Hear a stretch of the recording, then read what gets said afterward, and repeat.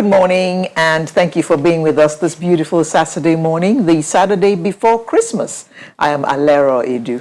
And when you put it that way, it really does hit home. I am Akine, good morning and welcome. But it does hit home. It is the Saturday before Christmas. So our next program, our next sunrise is going to be on Boxing Day. Okay, boxing as in boxes. Boxes, not this. Yeah, I just wanted to boxes, be... Christmas gifts. Anthony Joshua just won 29 so million. So your whole mind is on this boxing. When you hear boxing, a young man, it's money. So how much of it is coming to you? Or how much boxing are you doing? When he repatriates the one that, Nigerians in diaspora usually repatriates, I'm likely to get a fraction. Oh, somehow. He's your relation, is he? No, actually he's from Ogun State. Never mind, Alice, never mind. Let's just say we're in the Christmas mood. Now, have you been practicing the 3 W's? Which of them? Even Ayo doesn't know. Aha, I scored one. Wear your mask, wash your hands, watch your distance. Oh no, what I've been doing is I don't follow men, I follow women. You've seen that one. I mean, they don't touch your mouth and your nose and your, what's that other third, the third one? I don't do that. So I just wear my mask and do all those other things that women, wash my hands, face masks and all those things, yeah. It's an acronym. Come on. Don't follow men, follow women. It's an acronym. It's on the social media. Everyone sees that.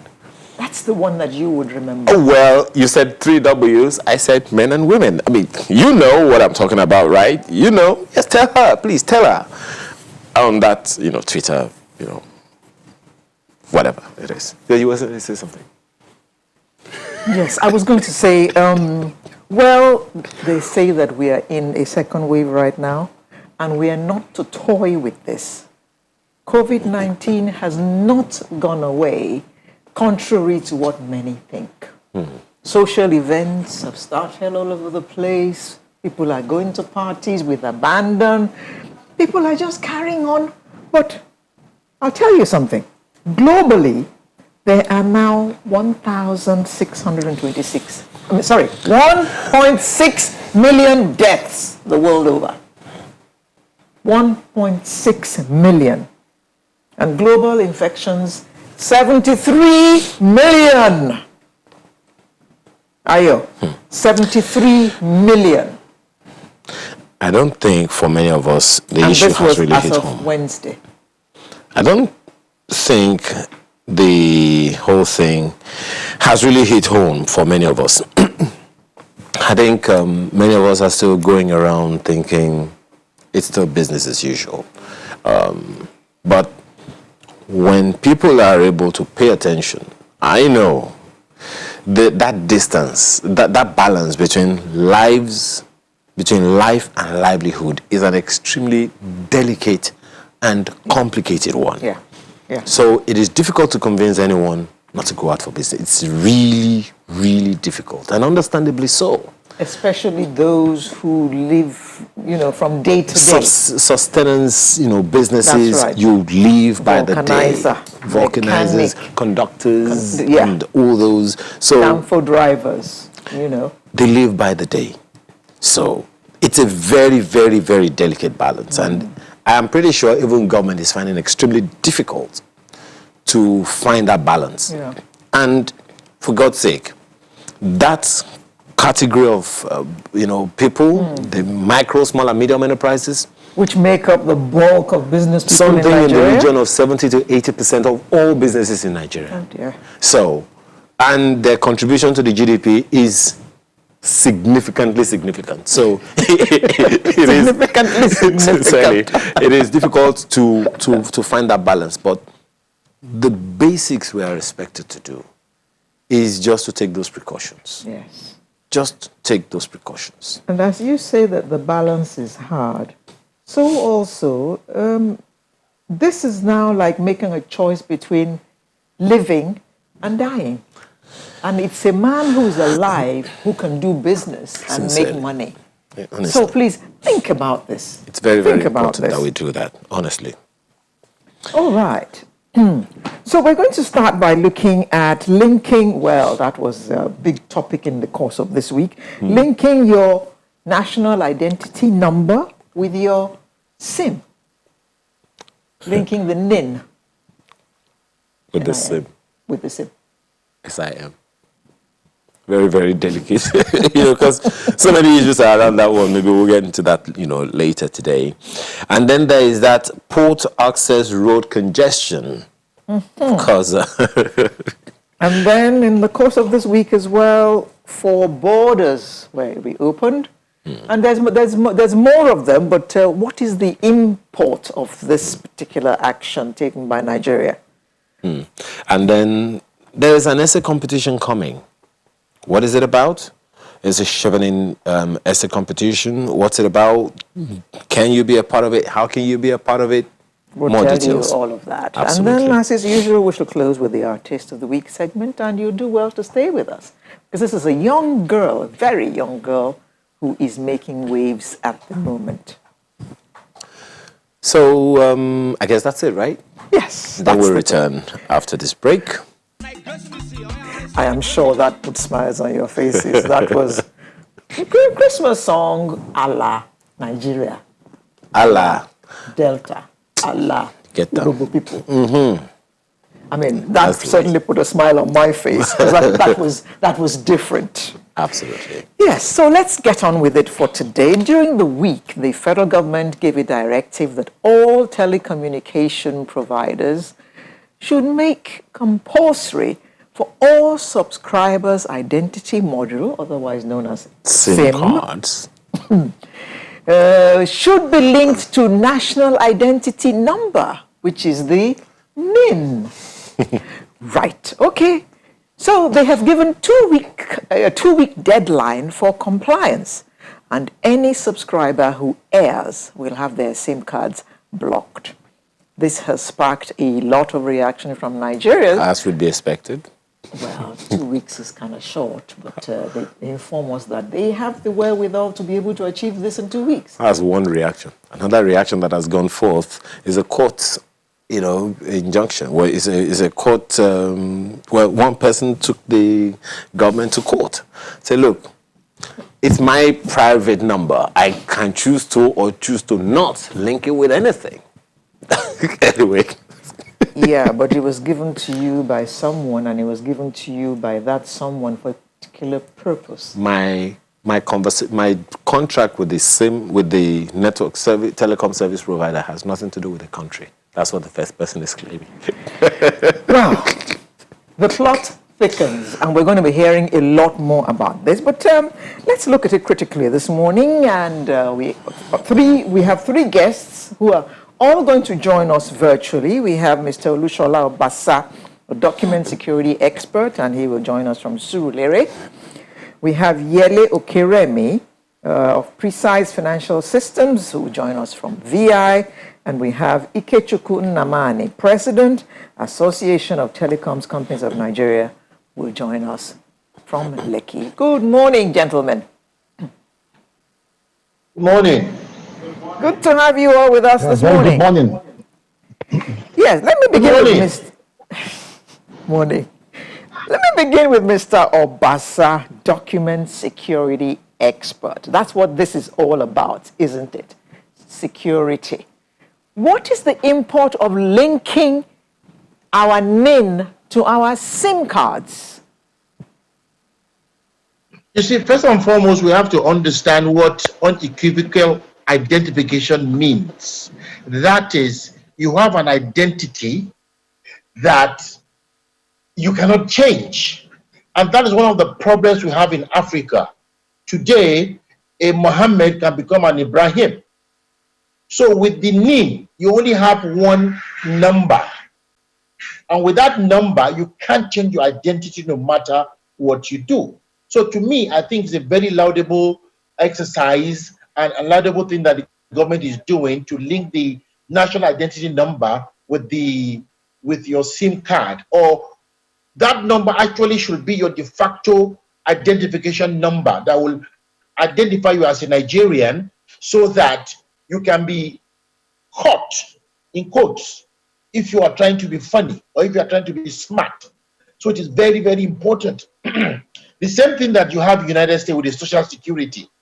You go to the US, the first thing they ask you is your Social Security number. You want to open a bank account, what is your Social Security number? You want to get any benefit from the government, what is your Social Security number? Because they have unequivocal means of identification, which is a very laudable thing.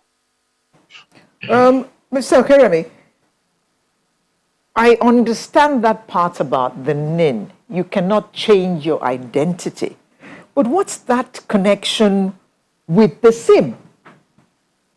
He has explained to us why we need a NIN so that an Ayo cannot become Tunji tomorrow, because there are many Nigerians who have a number of passports in different names. So with the NIN now, that becomes practically impossible. But what is the importance of linking it to your SIM? Well, thank you very much for inviting me. Well, I mean, pretty much you said it all. The concept of the national identity number, the NIN, is just to ensure that everybody can be linked to one identity. And so the concept is that we take the biometric every individual that registers, so that is registered. You cannot change your biometric, and so we know whatever name you say you are called, that will be the name you will be called wherever you are trapped. And that's significant. And the reasoning why we want to link this to the SIM card is that because the SIM, just as you know, is a subscriber identification module. It gives everybody that has a SIM card access to communicate with the rest of the world, and also gives anybody that has it access to connect to the cyberspace. And as a result of the fact that the entire world today does everything virtually, many things happen in the cyberspace, we want to be able to track who is doing what. And so the whole concept is just to know who is doing what, where, such that it becomes impossible for you to take several SIM cards, so to speak, and link them under identity. It's the why government is trying to link the NIN to SIM cards. And so that's the concept. Let me stop at that. It's becoming clearer now. But Mr. Namani, government says that all this has to be done within 2 weeks.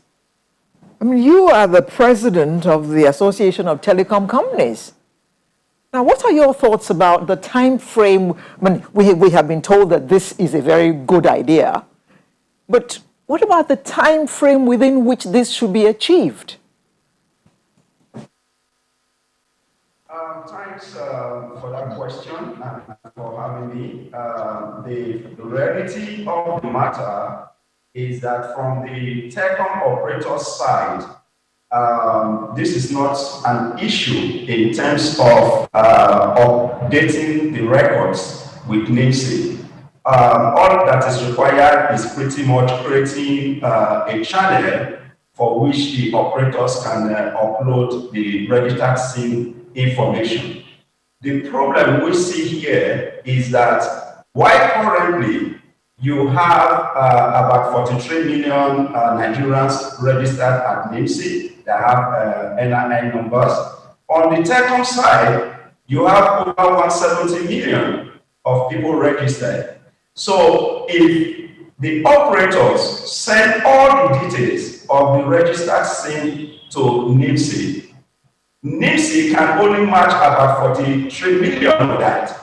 So you're going to have a lot of people who, by no fault of the telecom operators, because they've done the registration, they've uploaded the data, but you're going to have the operators being told to disconnect subscribers who, by no fault of the telecom operators, have not registered with NIMSI. And that is where the challenge is, and why there is a lot of concern, because today the subscribers use their phone not just to make call or access the internet, most of their banking information and relationship is tied to that. That healthcare system is tied to that. So there's going to be a potential disruption if subscribers are disconnected. As we said, from the telecom side, this can be achieved. They just need to create the enabling environment for the data to be uploaded. But you're going to get more than currently, we estimate, more than 120 million numbers or potentially that is on the telecom side, which is not registered with names. So the bigger challenge is how do you quickly have more people registered under the NIMSI program so that you can do more matching of what you have on the telecom side. That is really where the challenge is. The problem from where we are sitting on the telecom side is not a telecom related issue.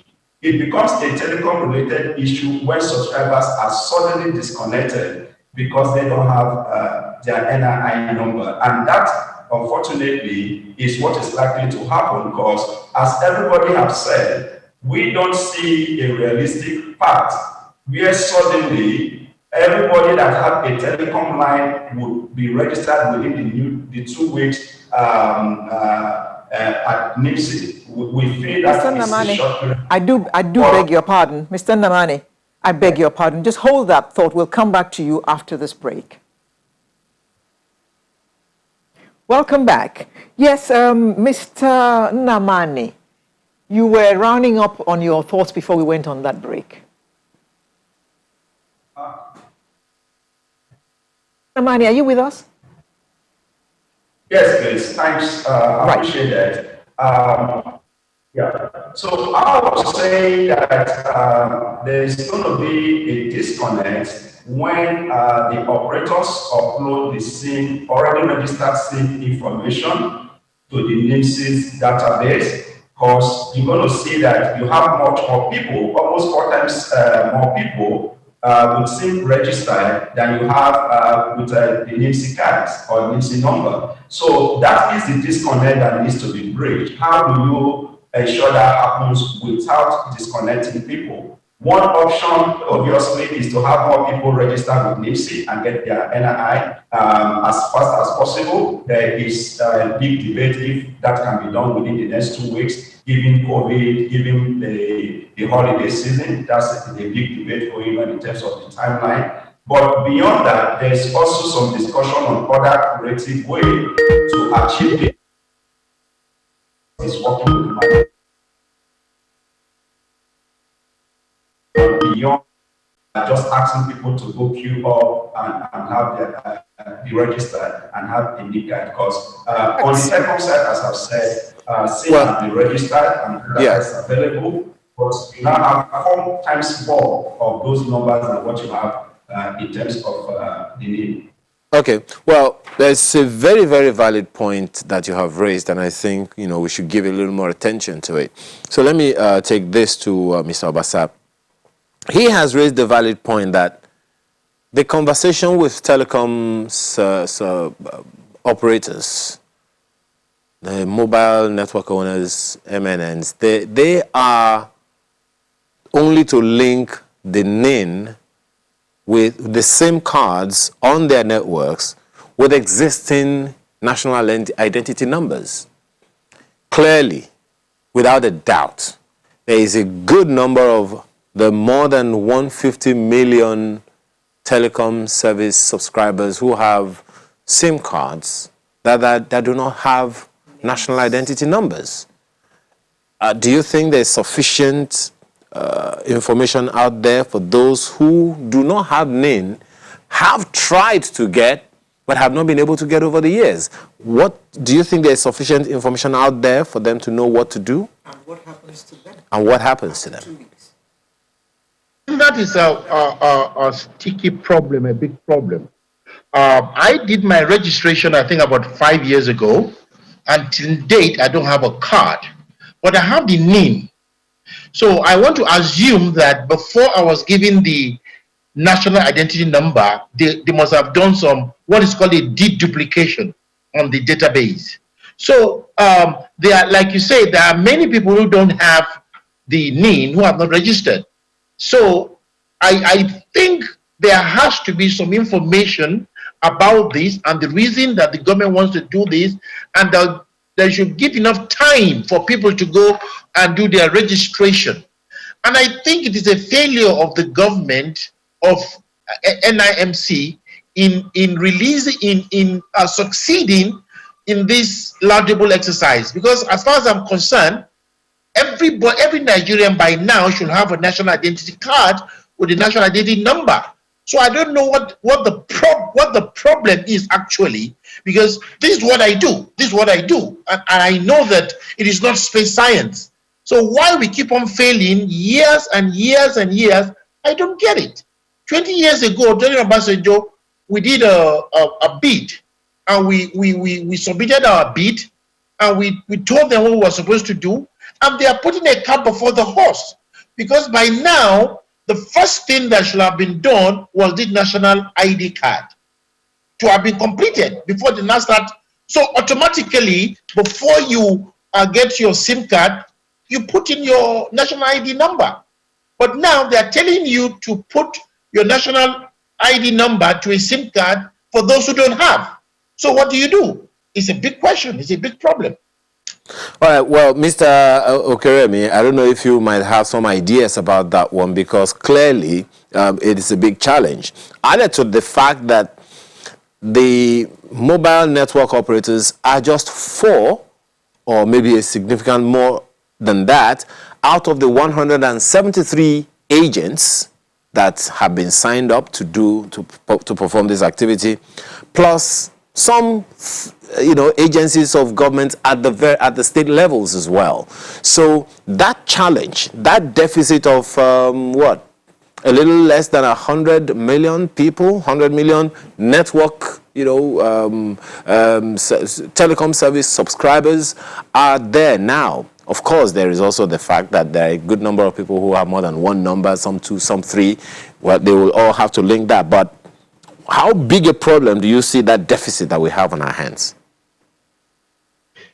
Now, let me tell you the issues. The issues, when you look at the issues from a symptomatic standpoint, that's just merely taking the gap between 170 million plus SIM card that we know from NCC that have been registered. Of course, we know that this is Nigeria. Quite a number of Nigerians carry multiple cell phones.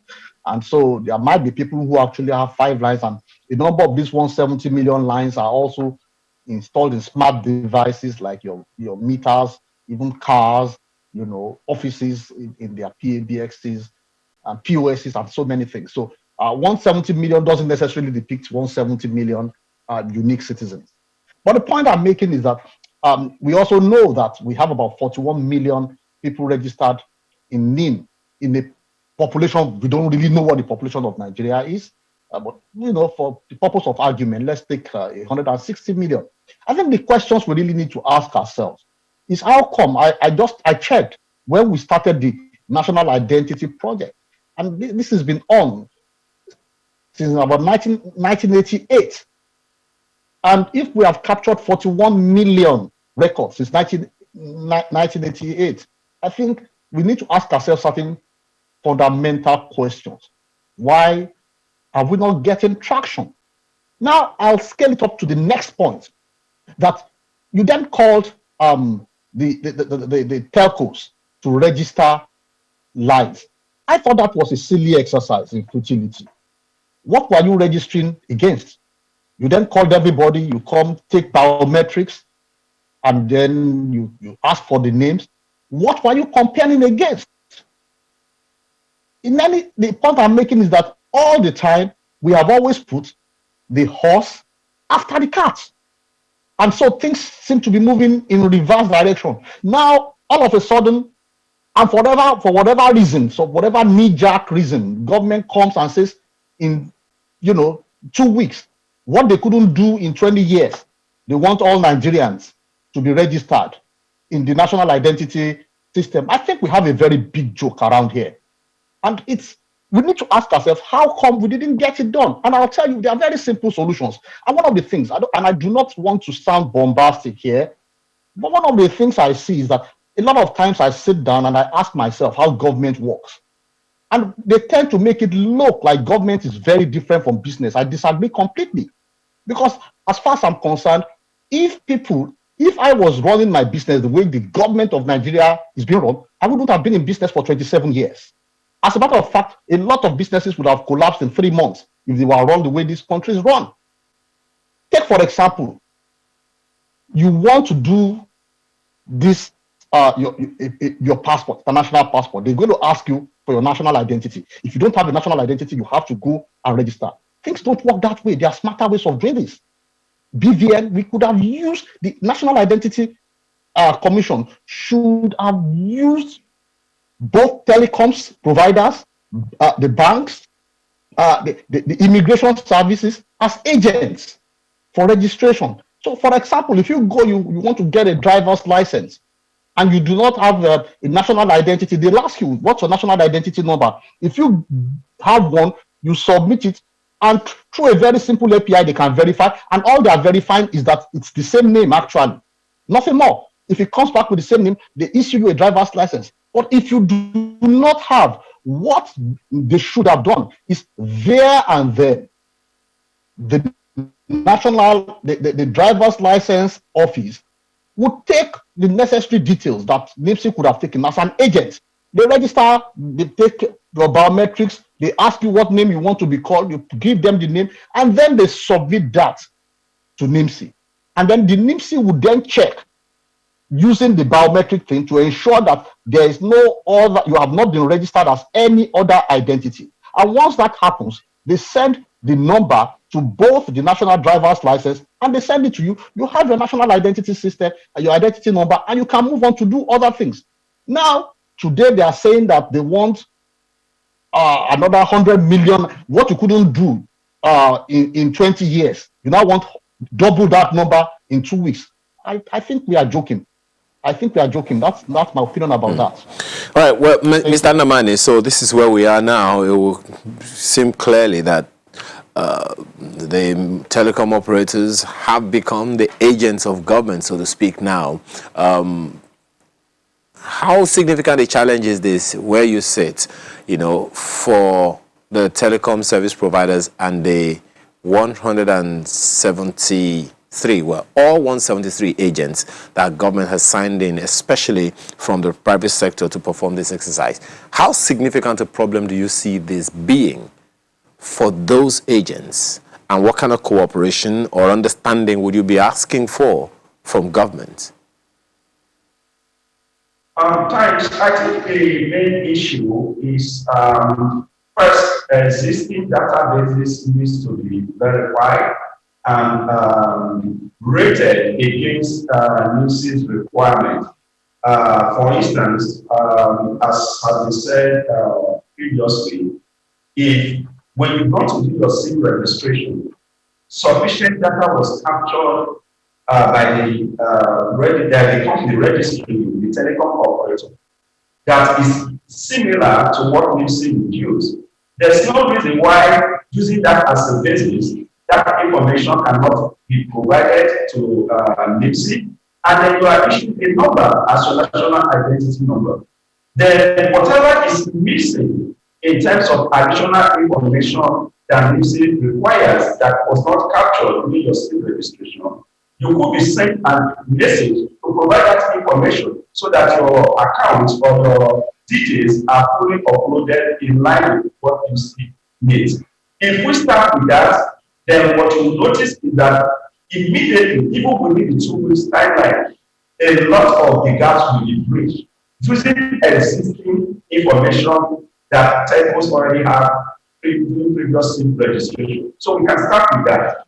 Then it's now for people that their record did not match or that now needs to be properly registered, that the operators and all the agents that have been appointed will now spend time to do. But let's do this part because, as we said, we have a situation where we currently have all data available in terms of registered citizens with the telecom operators that will NIMSI. So let's try to harmonize those two data within the 2 weeks. We know which I believe is what is going on as we speak, and then we now know where the gap is. and how we can now bridge that gap to ensure that people are properly registered. Beyond that is the traditional people go to various agent locations to register, which we said because of COVID and also because of the forthcoming holiday.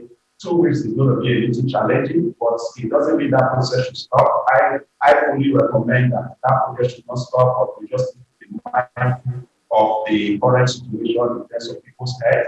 And more importantly, which is where we are sitting from, disconnecting people from the telecom networks just because this has not been made is a decision that seriously needs to be revisited and looked at properly, because there's going to be consequence to the socioeconomic well-being of the citizens if we do that, you know. I'm all for if people refuse when given sufficient time to do the right thing. I'm all for taking punitive measure, but it should not be the first line of action, especially as it's becoming clear that there are challenges on both sides, not just from the citizens, but also from the infrastructure that was needed to have people properly registered.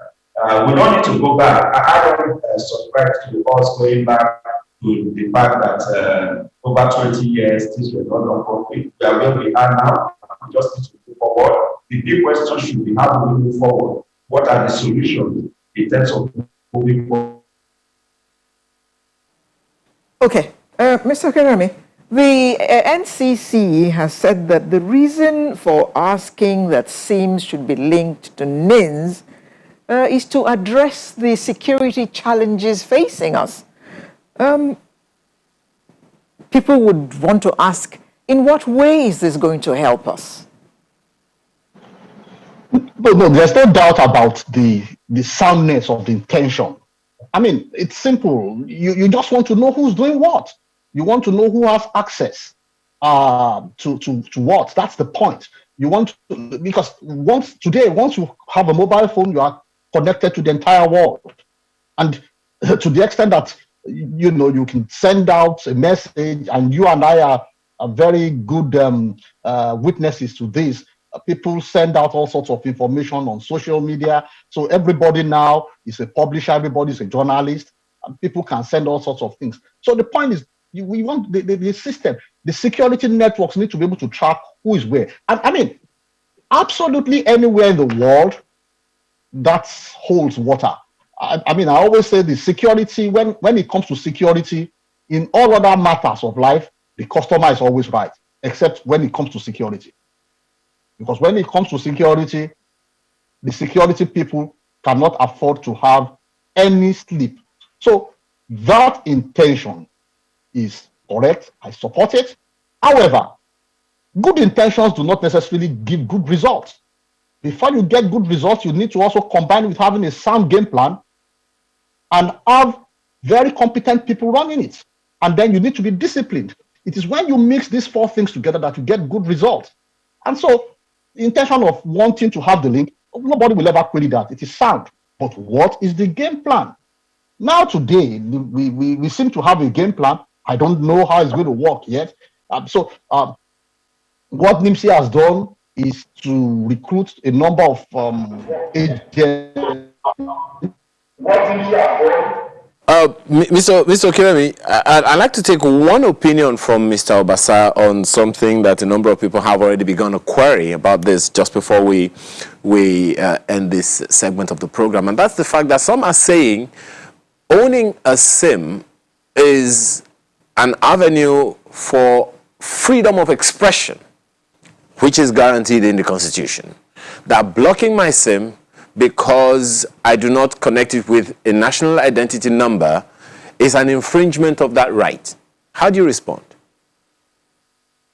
Well, we are a nation governed by laws, and we have a constitution. And like the last speaker said, security is important, and actually security is sacrosanct. When there is no security, every facet of life grounds to a halt. And security is what no government jokes with. So when you say your right is infringed upon when you don't obey the law, I think you are definitely wrong. The law is saying that before you have a phone, there's no, I mean, having a phone is not a fundamental human right. I mean, you can live your life perfectly without having a phone. I mean, when we were growing up, we didn't have phones and we lived and life continued. It's just an enhancement to enhance your life and make it better. So if the government now says that for you to have a phone, you must link your national identity number because of security purposes, then you are obliged to obey the law. If not so, you'll be infringing on the law, and the law says that if you don't do that, you can use your phone. So you can't say that your right is being infringed upon. So to me, I think that is that's just a non-starter. I'm sorry, we have run completely out of time. Thank you very much. But this conversation doesn't end here. I'm sure we'll still hear more about this. Mr. Lushola Obasa, Mr. Yele Okereme, and Mr. Ikechukwu Nnamani, all of whom joined us virtually. Thank you very much for coming to enlighten us this morning. Sunrise will return with another interesting conversation in just a moment. Stay with us. Well, if you can hear the voice right now. yeah. He's very passionate about this, Mr. Pfeiffer, yes. Well, you can hear the voice of one of our guests this morning, Mr. Kadi Pfeiffer. He's been very, very adept about the project that's been on his, desk. But of course, let's first of all go to it.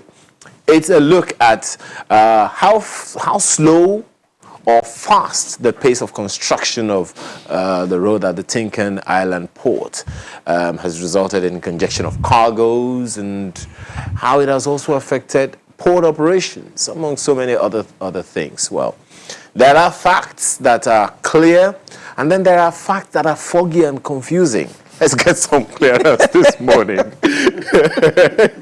Well, Mr. Boniface Okoye joins us this morning. He's a member of the Association of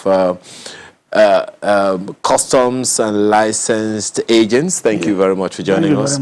And of course, who doesn't know Mr. Kadi Pfeiffer? I wonder. Good morning, Mr. Pfeiffer. Good morning. Thank you for coming this morning. Well, we haven't said anything about your position yet. You just need to put that in. Okay. Well, if it pleases him, He seems to be in a hurry to get away from that job. We're not letting him go. We're gonna give him. We're not gonna renew his term. It's gonna be but for now, whether he's outgoing or incoming, he's chairman of the presidential task team on restoration of law and order. Well, Mr. Kadi, at least he will respond to your name. Right? Good morning, sir. Okay. Well, there is no doubt, Mr. Pfeiffer, that there are complaints. And you'll probably want to begin by giving us that clarity. People still go to the ports. As far as anyone is concerned, so long as it has to do with the ports, they don't know whether it's the NPA or the Shippers Council or anyone. What is the concern is the experience that people get. So as far as the experience of people is concerned, there are still congestion, at various places, and of course, we would find a number of things that will be different as media operators, but the experience people have still points to that congestion, especially not just on the major highways, but in the inroads, around the place. So, first of all, you want to give us some clarity on that? Yeah. Good morning, and thank you for the understanding, and thank you for the opportunity. A lot of media houses will have gone to report what they feel without giving the opportunity to express. And that's what you have noticed in the last 3 weeks after the NSAS protest. There has been a series of articles, and that is just because they got an information that I made a report to presidency, and I timely report an exit report that the tax team be allowed to exit and hand over to the statutory authority for traffic, that is the Lagos State government, which was approved. So that process is ongoing, and the information from Lagos State government is there to be concluded before the end of this year. So that was what caused the initial. So people are struggling to take a bite of the pie of what is on the table. Now, on what you talk about concern, you are right. There is congestion. And congestion is not the same as gridlock. Now, there are congestion because the issue in Apapa is multifaceted. And our own, the presidential taxing, was not asked to go in and solve the port issues. There are 5 clear terms of reference. Remove stationary trucks from Lagos roads and all roads leading to the port. That has been achieved 100%. The roads are Ikorodu Road, Igomu Road, Eko Bridge, Apapa Oshodi Expressway, and the Apapa Wharf Roads. Done within 2 weeks. And done within 2 months for the Apapa Oshodi Express Road, which is under serious construction. Number 2 is to develop a traffic management system and deploy it. It was developed, deployed, and it's working. That's why you've not seen stand still up to Maryland and Oshodi. Number 3, develop a manual call-up system, because there was none, pending the introduction of the electronic call-up system. That electronic call-up system is coming up by January now. MPA has procured it, they have perfected it, and they will deploy it. Now, it was supposed to have been deployed in August 2019. But you know what goes with this kind of thing. The stakeholders must agree. So that is ready. Now, on the congestion, people also need to know the entire 4 roads I mentioned. Wharf Road is completed. The only part not done, that was done just in the last 2 months, was the port gate, where 8 gates to the port were reduced to 3. So when you have that, you will have some backups. Then the Apapa Oshodi Express Road, let me divide it. Liverpool Road is completed and is already in use. 4 roads are to be done. Since 2012, there was a meeting between Federal and Lagos State, and some agencies were asked to do something. Lagos State was to do the inner roads, and during the time of Ashola, he did 22 roads by Julius Baja inside Apapa. The government, Lagos State government, fixed the drainage issues at Marine Bridge. And Lagos State government planted trees, and there were trees in Apapa by 2016. Now, the other road is Apapa Oshodi Express Road, and that will be divided into 2. Up to Mile 2, you will cross Badagry Express Road. Up to Mile 2 is critical. You don't see stationary truck, except there are issues of traffic management. You will see, but mostly in the evening. Now, when you now go after Mile 2 to Port Gate 1 and Port Gate 2, you have Coconut Sunrise for those who know the area. The road has been completed, the 3-lane express road from the Port Gate down to Sunrise. The contract from Sunrise to Mile 2 had just been awarded about 3 or 4 months ago. Now, inbound is under construction. So what you have on that axis is more than 5 times the diversion you have on Third Mainland Bridge. 5 times more than the diversion you have on Lagos Badagry. So you will have occasional congestion, but it must not be a permanent congestion. Now, when you now come to the recent issues that is causing the agitation, it is the port access road. They are 2 different roads. The port access road has a fence. There are fences it from the public. You don't go to the port access road except you have a business with the port. That is not under the presidential tax team. That is under MPA, port police, and all other people operating the port. Well, so what the concern of people again is the cost of cargo. We'll come to all those other details. The concern right at this first stage is that of the congestion and all of that experience. Well, Mr. Okoye, this has something to do with your members clearly. Yes. How do you respond? Well, the issue of congestion in the port is something new thing to us, to every one of us. For how long? Because during Obasanjo, the first time or the second time? The second time. Okay. He talked on this issue of congestion. That was why he brought concession in the port. I wanted to revert to that. The reason of bringing concession is because of this congestion. That is why MPA was asked to go out of ports operation. They now brought APMT. APMT? APMT. What's that? That is Apapa Ports Management Team. Okay. This is terminal operator. Terminal operators.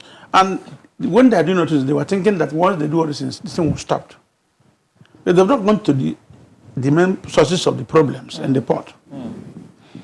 And concessioning is only in Nigeria. Outside this country, if you are given license to concessioning a place, you're supposed to go and get your own port outside the ports, so that you decongest the area.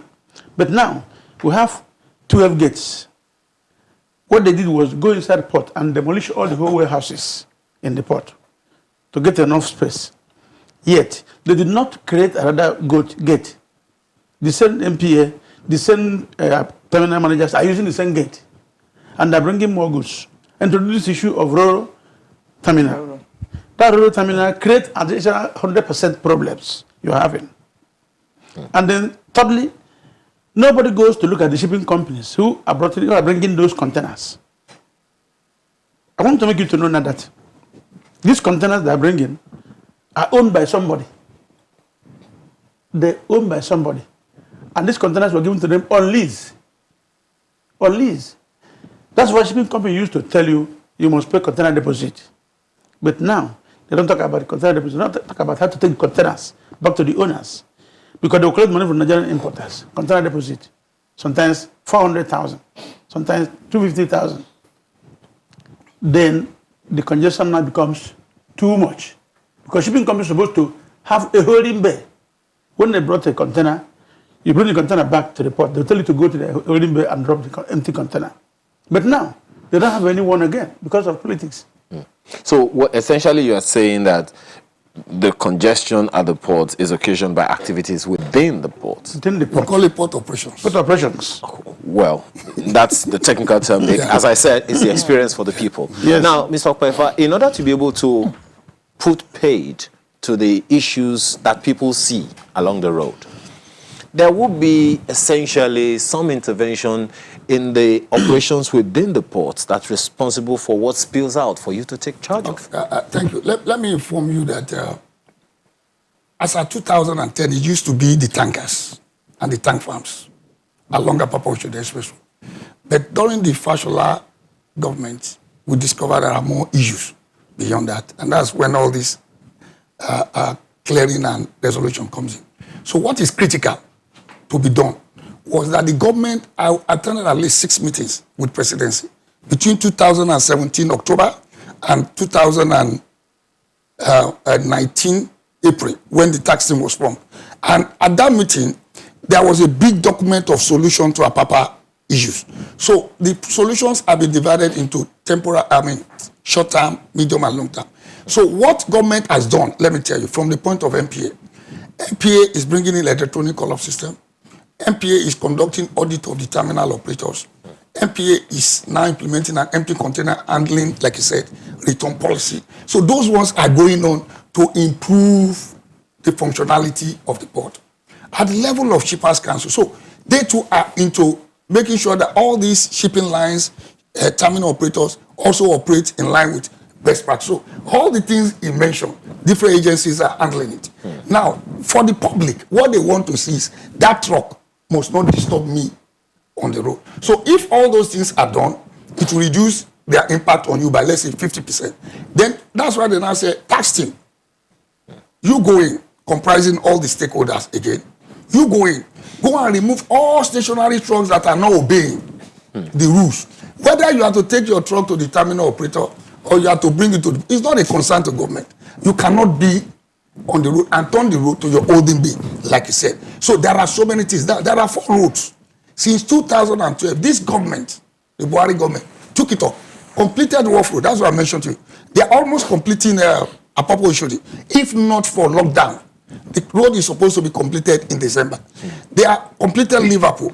And Creek Road, the road joining the 2 ports, is almost at, I can't say precisely, but in my own opinion, is over 80% ready. Now, for now, what is causing agitation inside the port? Because of the closure of Port Gate 1 and Port Gate 2, there are only 2 gates that enter Tinker. Everybody uses that gate, about 10 seaport terminal operators. In Apapa, there is only 1 gate. And you know the port is a security point. Customs must also check you. Either you come in with trucks or you go out. Now, what you now have is because of the construction, Gate 1 and Gate 2 has been shut down. Now, trucks that carry goods from Tinkan now has to go through Apapa. That's not their normal road. They should come through my road. So they have to go through Apapa. Now, trucks that are coming from Apapa to Bua and manufacturing still have to pass the same road. So you have a conflict. But that is what I'm saying. That has not spilled to an unimaginable situation. But the current situation, let me lie, the current situation that caused the current noise came after, it built up and came after NSAS. For just that 1 week of everybody not knowing what is going on and saving for Shut down. many trucks came through the waters, through Baji. By 2 terminals operators who are not supposed to bring trucks, containers. 2, there is an activity going on in the port also called stripping. It is a normal operation, but it has to be properly managed. Stripping means You have raised a very fundamental issue here, Mr. Opoifa, and that's the fact that, well, the traffic at the ports right now is not at its optimal.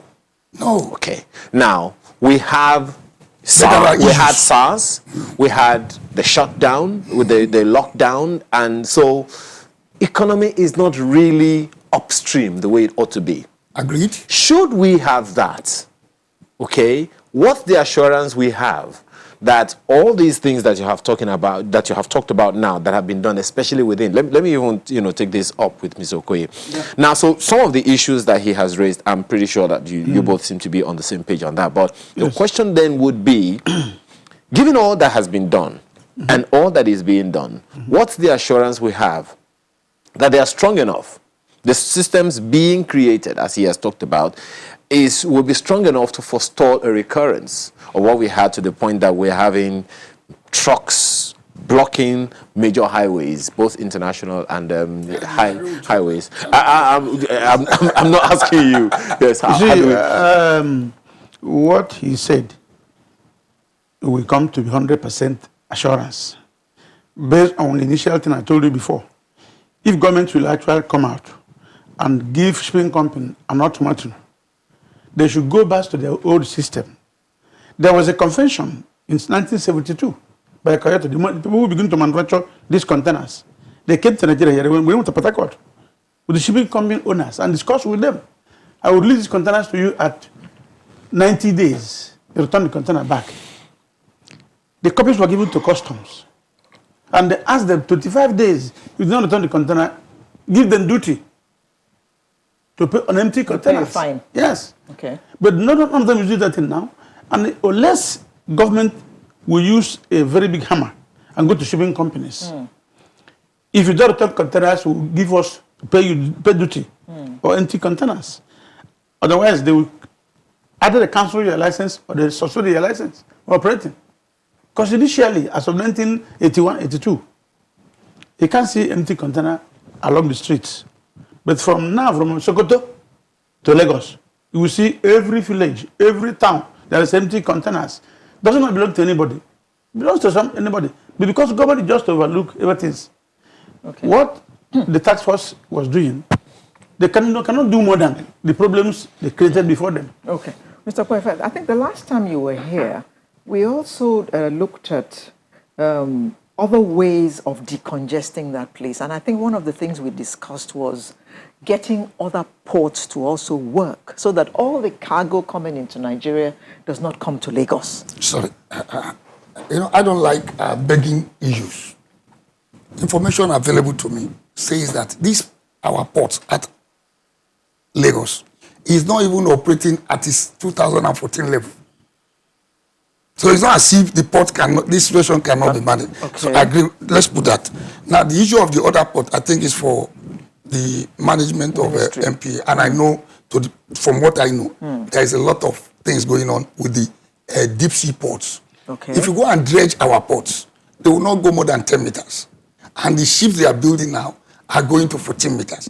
So it is in the interest of economics to develop Lekki Deep Sea Port, Ibom Deep Sea Port, and so on. And I understand Lekki Deep Sea Port, the minister was there about a month ago, it's coming up by 2022, I guess. So that's the way to go. So government is addressing the issue of... Then also, you remember recently, there was a shipment from, is it Lagos to Is it Onisha Port? So there are so many things going on. But seriously speaking, those things are still not affecting no. what we're talking about. I think we are the inhabitants of that's Lagos. why no. I disagree with you, and that's why I sent some pictures and I sent some videos. Let me land. Just a moment, Mr. Okwe, because if I allow you to land, we'll miss our land break in time. So let's take a break, and when we return, you'll be able to land properly. Do stay with us. Well, Mr. Okwe is still in mid-air, so we want him to land. So, yes, please go ahead. Now, on October 7th, there was a presentation to the presidency, and there are issues that are highlighted as still outstanding. So all these issues we are raising were still outstanding. And various agencies of government, like the overtime cargo, we didn't mention it. It made sound great. There are containers that are spent at some point in time 10 years, 12 years in the port. And the port is a space. Money is space. Why are those containers either people don't so collect long? it or whatever. So custom has a responsibility to dispose it. As I speak to you, information is that, as I speak to you as at October 7th, a huge number of that has been evacuated. Just to let you know, so many of the issues have been addressed. Then two, the issue of scanners. That's inside. What could cause trucks to your container to stay 1 week, 2 weeks? Custom used to check manually. Now the contract for scanners had been awarded. I think about 2 or 3 months ago. That was in the media too. And recently, the 3 or 4 agencies in the maritime sector also released a statement that the port will now start working 24. Our ports are not actually working 24 hours, but the operations of maritime logistics is 24 hours. So you see a situation where a terminal operator is down for 2 hours saying they are doing changing. You don't change. People should not notice that you are changing shift. You see a situation they are down for 5 hours, 10 hours. I have seen 15 hours. What's responsible for that? God. Computer failure. Because they have gone digital to some extent, computer failure. So, and the system does not allow manual. I'm just saying this, I'm just mentioning some of the issues you may have. So when this happens, a truck that has been called that is on his way, is already on his way. You can't stop that truck. So what the taxi will do, there, so what we will do, when we know it as, the driver will know, we say, okay, turn back. Because if you allow that person, that's why you say you saw on Sunday. Sunday is when the exports move, even though the volume is down now for some reasons. Now, when they are coming, they have been told to come. The terminal that is to receive you says is going to receive 200. You now see 200 of them coming at the same time. The terminal cannot receive. So who will tell you, stay back? That's why you should have a transit park. MP has provided one, Lilliport. And that's where the electronic call-up system will operate from. Okay. So all these things are being cast upon against you, the ordinary man, by people that are in the business. We call them movers and agents. They will now spread the news. Otilo, the thing is tough. The price has gone up. I got information, if Mr. Legacy, the cost of moving container from Apapa Port has reduced. But the cost for moving container from Tinkan increased because of the import congestion. And that may also be due to some other issues. But it's not as if it is just in the last 2 months. And the minister was there yesterday. The minister for works too was around to look at the estate. But for the contractor, he's supposed to complete the road in December. It was shut down for 6-7 months. So the contractor is also putting his best. Mr. Koye, how soon do we expect this electronic call-up to take off? You see, that's what I'm saying. Sometimes government will give appointment to some contractors to come. They will not go and study the area they're going to work. They called us a meeting last month at Apapa. I was there. I want to start this issue of call-off. I look at them, the way they're going, they're not ready to do it. So we must experience more delay. Because, first of all, I asked them, what timeline has government given? They said they were given 6 months to start. So, which is when? I think it's not January. January. Start January. But what you are saying now is that it may not They've start. not even gone because when they call us for a meeting, and I asked them, you call for a meeting, I didn't see customs here, I didn't see truck owners here, I didn't see shipping company, I didn't see MPA. The MPA now raised up his hand. I said, okay, thank you. Because if you want to start to do call-off, you must call people who are involved, the truck owners. You must call them, tell them. You know, some of them are not. So you must tell them locally, this is what we're going to do. So, for now, Nobody's telling you that tomorrow they will start. It's not possible. It's clear then from what... No, what I believe they will start in January. It's true what you said about calling to meeting, but the meeting was done in segments from information I have because of these social distances. So they pick people in But Mr. different Koifa, groups. if those who are operating the trucks, who are going to be the ones to be called up, They are met, are not at the they have met meeting, with them. They met with them. They were- Like I said, it was done in I think about 10 different. There's a very big disagreement. I was there. I left. It was. Very big disgrace. Yeah, They were- anything new that is so electronic. what was the disagreement about? They were saying that if they want to call them to call off, who is going to pay that container stay on the truck for almost 1 week or 2 weeks? That they must prepare all those things. That which is a reality. When they do so, they'll come back locally and discuss with the owners. One can Who then also allude from what some of the things that Mr. Okwefa has said, that it is some of these operators within the ports that are responsible for what people experience, who do not have any business at the ports. They're just using the highways, and their lives are impeded or impinged, or their rights to movement is infringed upon simply because some people are doing or not doing their businesses the way they ought to do it. I want you within to the know. ports. I want you to know that. You see, like Honorable, there was a time they were. There was a time they were. Sorry. There was a time they were saying that that they used to collect maybe some money from people, and they were accusing police. I'm going to go for that. They were accusing police that time. Say police used to collect 200,000 per container, which is not a reality. It is only when you go in and confirm whether it is true or not. Some people will put on their trucks without getting the proper documents. Good to go. And when they stop you, this paper you don't have, they ask you to go back. If you go, you say police turn you back. You understand the point? So the issue is... So then it sounds like there is a lot of education that is necessary for those who operate within the ports. Too much. Too Okay. much. So, Mr. Okwefa, perhaps that's one of the assignments you have to take on before you become outgoing, or rather outgoing. I'm almost outgone. You know, because if the or the advice you're going to hand over. Exactly. It's contained in the report. perhaps maybe I should ask you this: if you are to come up with a list of what they call stakeholders within the ports, who operate within the ports, will name the NPA, will name the Immigration Service, will name Customs, will name Shippers Council. There are about 32 of them. 32 of them. What kind 32? of collaboration? Okay. I think that is where the Thank problem you. really Let me tell is. you, in one of my reports from October 2019, we said there is need for stakeholders collaboration and they need to take ownership. There is territorial authority going on in the port.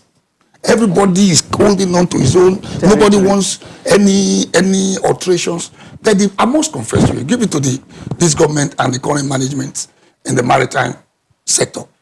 Like you said, this is not, you are not dealing with just a small, it's like, I don't want to use those words. There are some strong people behind who are benefiting from the rot. So as soon as you come, for example, when you mention, let me just say, the stakeholder need to collaborate, then they need to take ownership. Apapa GRA residents are the most traumatized. Yeah. They themselves need to take ownership. They have not. Instead, they are looking for no trailer. They need to first accept they will see trailer because they're in a port city, but the trailer must not disturb them. That's how you take ownership. Then you now need to start watching and making sure none of your own residents too is involved in the... But if you... forgive me here, because what you said now is quite critical. If I am not used, I grew up in my area, and I'm not used to seeing trucks, and all of a sudden over the past 10 years I've begun to see trucks. I'm looking for a time where that's what I'm saying, take ownership. That's what I'm saying, take ownership of trucks. No. Take ownership of the solution that is ongoing. Don't sit on the fence waiting that it will be done. One of the ways to take ownership is to protest. That is not good. They have been protesting. Just wait. I know what I'm saying. I've been interacting with them for almost how many years now. This traffic was not there in 2015. We solved it. It came when a last man was stoned to death on Liverpool Road inside GRA, Papa. He was stoned to death, Bakari. At that point, last man pulled out. It was like this NSAS kind of situation. It was stoned to death by truckers, drivers. Now, last man pulled out. Lagos State government teams pulled out of Apapa. 2016 December. And after that, series of army, police, navy, everybody trying to do their bit. That's why I went that way. Now that this government, the Buhari government, showed interest with Lagos State government, everybody must collaborate to make sure that this is the time for you or us to pick out the bad elements who are, that's why I just mentioned them as well. You now have the truckers. They are investors. See, some of them have 30 trucks. Some of them have 40. Then you now have drivers. Those are the ones we and you will see. But don't forget, somebody owns that truck. Yes. Yeah. Then you now have his group, custom license agent and freight forwarders. If the price of goods are going, price of shipping is going up, they are the one responsible. They are the speculators in that field. Then you now have the terminal operators. They must operate optimally. Whose responsibility is that? MPA, Shippers Council must make sure they operate. So when there are issues, there's no need to hide it. That's what the tax team used to do with Lagos government. We will give them information. The road is blocked. Kindly advise that no truck should come. That's what I meant by ownership. Now let me come to one critical issue, the issue of extortion. The news, when we came, there was an article that somebody in that group is making 300 million naira a day. I quickly went to meet the team of journalists where they said it came up. Nobody could substantiate. They were calling last my yard extortion point. Now, recently what you have in the media is that it is now 2 weeks or 1 week to make 300 million. I have called the person who, there is no extortion case made known to me, to the person that we don't investigate. And I'll give you 2 examples. One involved a minister, a current serving minister in this government. I have sent him a message. I'm coming on here and I'm using him as an example. He sent me a text. Hey, comrade, what's happening? One of my friends is being extorted. And he be like, I said, it's not possible, sir. Can I have the details? He gave me the details and I told him the outcome without investigation. He said, and I said, send me the person. The person came to me and I discovered he was extorted. 200,000 naira per export truck. You know, they are desperate because the cashew will get spoiled. Yes. So, and I asked him, how did you pay? Who did you pay to? We now decided to investigate. And we discover how the money was paid. And to whom it The was export paid. group, as a group, they give you a tag. I think they charge 50,000. They call it union dues. So some people who collect their own tag, they'll go and sell it in the black open market. Now that tag is not legal to me as a presidential taxi. It was not part of the agreement we had with MPA to be the way to move. But some people have developed to make the job easier for them. They did tag. Some members now make more profiteer from this. So I took him to the MPA people and immediately his matter was. So but we could not locate who took that money from him. So That's the the money minister. was not refunded? No. So I always stay off once there's no more tax. Another case, a member of the House of Reps, he sent me a text that you have paid 2 million naira to police. And I called him that midnight. I said, I'm interested. Can I have it? So from his narration, I said it can't be police. You know why? Police will not collect 200,000 from you. 2 million. I know, 200,000 per truck for 10 trucks. He's a big exporter. That's his business. Okay. And I said, give me the number to your manager. That's it. I know it has to do with his manager. Because he will not know. You know, he's a big exporter. So there are too many middlemen in this business. So when we now got to the manager the next day, he now told me that he got it from a member of the export group. He gave the name. At that time, the chairman of the export group was on the phone to explain the procedure to him. So he went slightly out of their procedure. He now paid to somebody, mentioned the name, he mentioned the company, and I said, at this point, I have exonerated the police and the taxi. But you told your boss That is police. that is the taxi. You people need to be clear the way you present information. I'm not saying taxi may not, because there are cases where members of the taxi has been reported and they have been Something is said now, Mr. So there are middlemen. Piper. Then Yes. let me mention this before you go on. There are also people you call movers. They thrive on these issues in the newspaper. So all they do is that they come and meet you, Auntie Alero, I can move your truck for you. Your paper is not good to go. Oh, your truck? Your truck is not good to go, but I know all the tax force people. I know Opefa, I know Makoju, I know everybody. Give me 100,000 naira. There is a cartel like that. We have fought them to stand still. And they are the one. They are members of this Amato, Association of Maritime Truck Owners. Their president does not have the truck. He does not have the tire. And he claims he's the chairman and the president of the truck owners group. They have and not, I've made it to... They have not, what was that word now? They have not, what do you do when you want to remove the president? They've not removed him. They have not impeached him, so he's still there. But, there was something you said now that, there are a good number of illegal activities going on at the ports. Around the port, inside, everywhere. You go there, too many crowds. Because, again, these are some of those little things that are likely to impinge on the successes that your team have already recorded. Who is checking, who is tracking to ensure that these activities are mitigated as much as possible? Because just as you said, there are 32 interest Also, groups, plus or minus 32 interest groups in and around the ports. And there is no central coordinating authority. That is a problem on its own. So is there any plan to ensure that we have that in place so that the successes that your team has recorded is not eroded over the next few years? In this report, it's about 80-page report and about 3,000 pictures and videos submitted to presidency. We have highlighted how to handle this kind of situation. And I can assure you that Lagos State government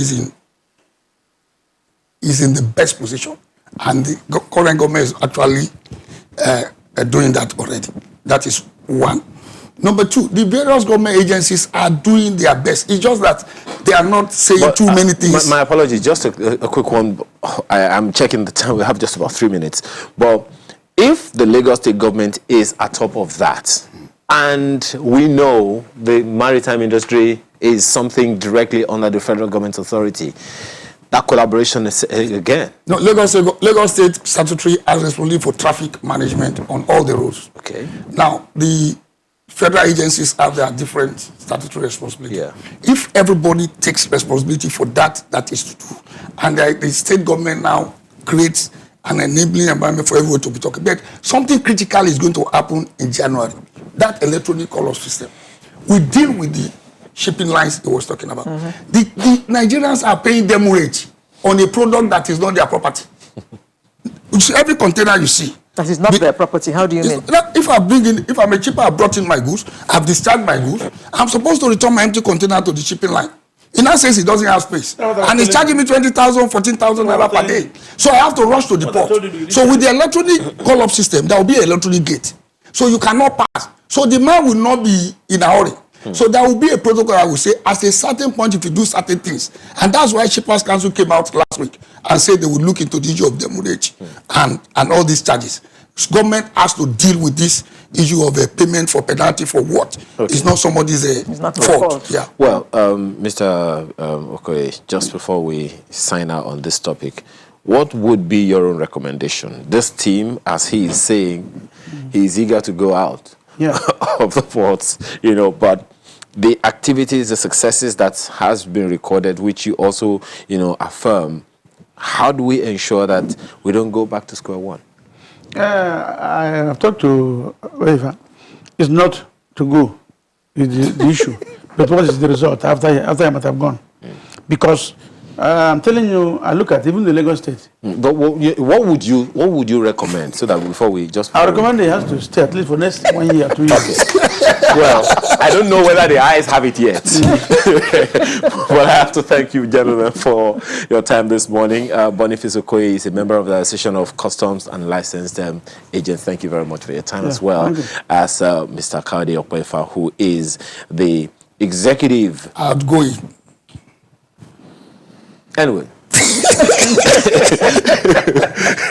Thank you very much. Really, I would have said former. Well, you are outgoing and incoming. I'm already gone with the presidency. The eyes will soon have it, but until then. Well, Sunrise continues in a moment. Do stay with us.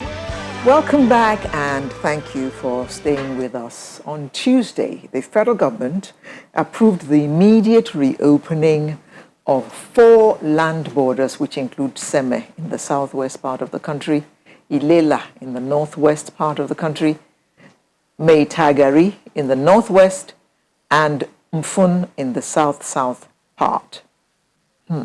Well, if you watched the news on that day, you would have seen the jubilation at some of these borders, and I was wondering why there was so much jubilation. What was going on? What had been going on that could not go on in the, 1 year that the borders were closed. The borders were closed last year in order to curb smuggling and other illicit border activities. The question is, has there been any change, and how is this going to affect our economy especially? Well, to help us look at this morning, we have the Director General of the Lagos Chamber of Commerce and Industry, Mr. Muda Yusuf, who joins us virtually. Good morning, Mr. Yusuf. Good morning. It's a pleasure to be with you. Thank you very much.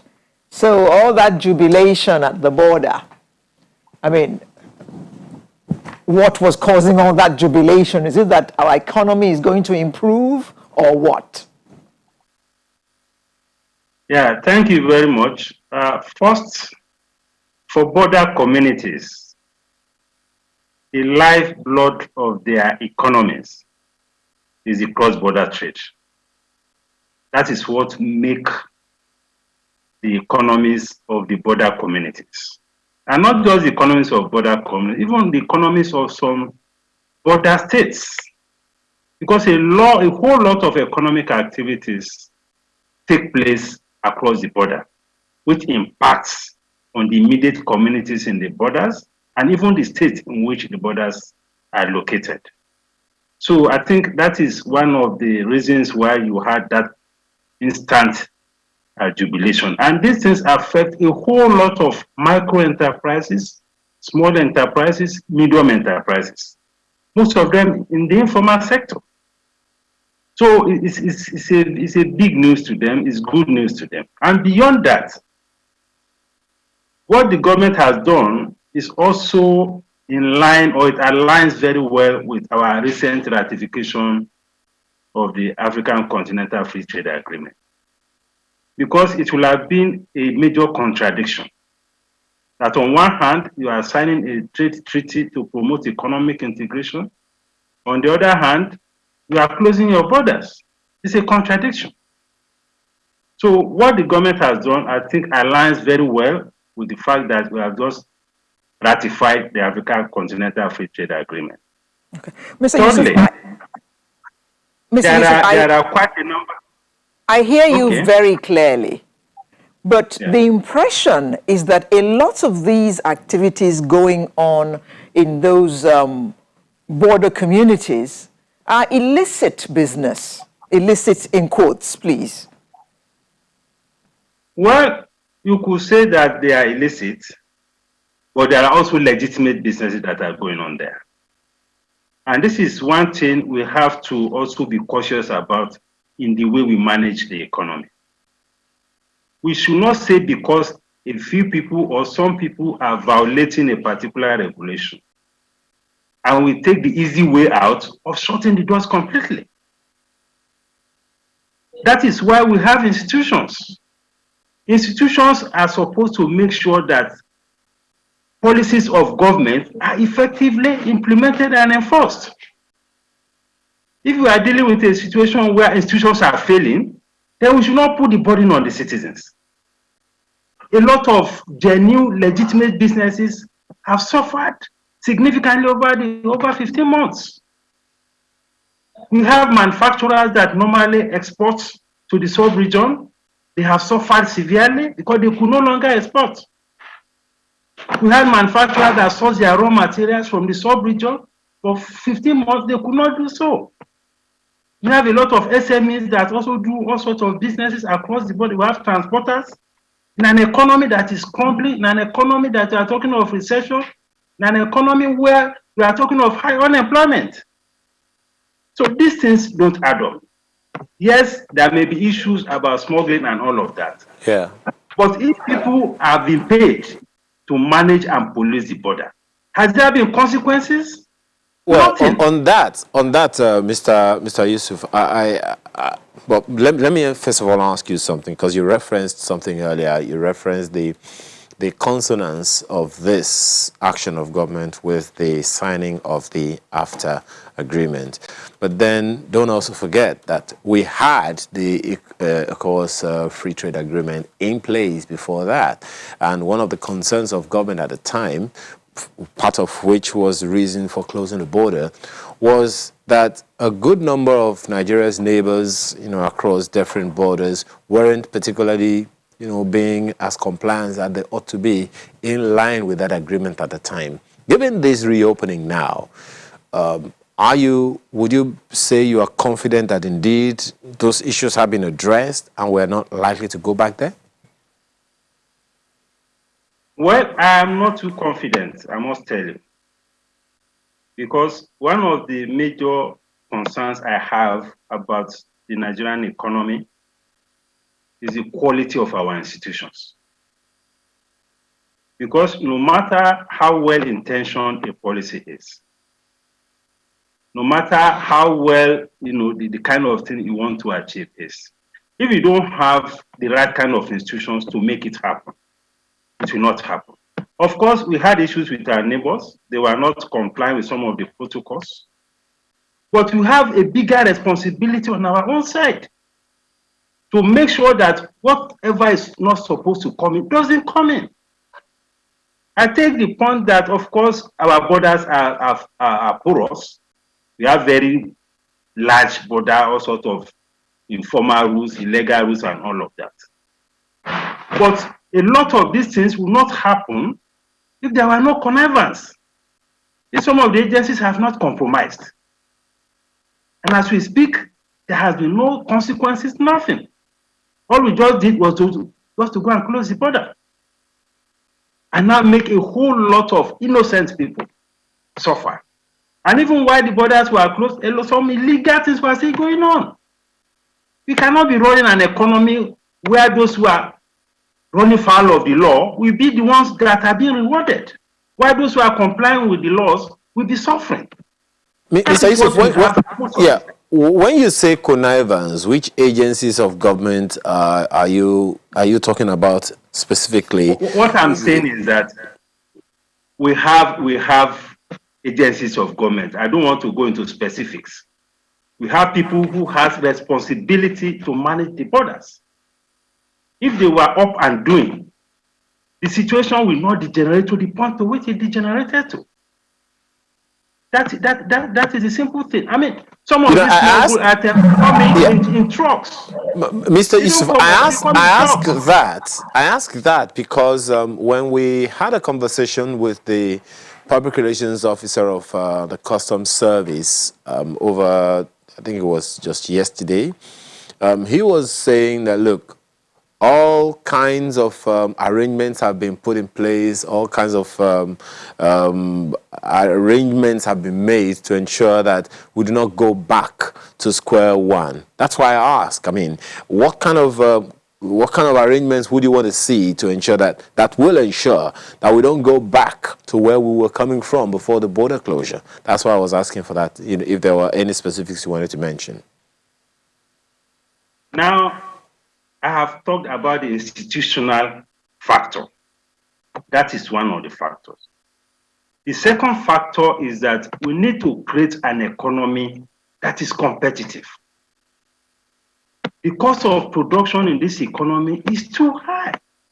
The cost of doing business is too high. And when you have that kind of scenario, the cost and the prices of your products will be very high relative to what is happening elsewhere. If you have a situation where it is costing almost 2 or 3 times to produce here compared to what is happening in neighboring countries, you are creating an environment to encourage smuggling. Because your products will become very expensive, they will not be competitive, and you are dealing with a population that are grappling with a whole lot of poverty problems. Purchasing power is weak. People are looking for what they can afford. So we need to fix our environment. We need to deal with all the factors that are making it difficult for those who are in production to produce competitively. If they're able to produce competitively, the pressure, the urge, the incentive for smuggling will reduce. So the issue or the factor of our environment, ranging from infrastructure to our institutions, to regulations, our ports, our documentation, all these checkpoints all over the place, we need to deal with those things. This is why all the time we talk about this cliche of enabling environment.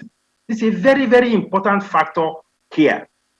If the cost of production, the cost of operation remains high, it creates a competitiveness problem. And when you have that kind of problem, it creates an incentive for people to be seeking for alternative, cheaper means. Thirdly, we need to look and examine our trade policies. Trade policy is the kind of tariff that we impose on goods. It's also about what products you are imposing a ban on. We need to relate this to the capacity that we have.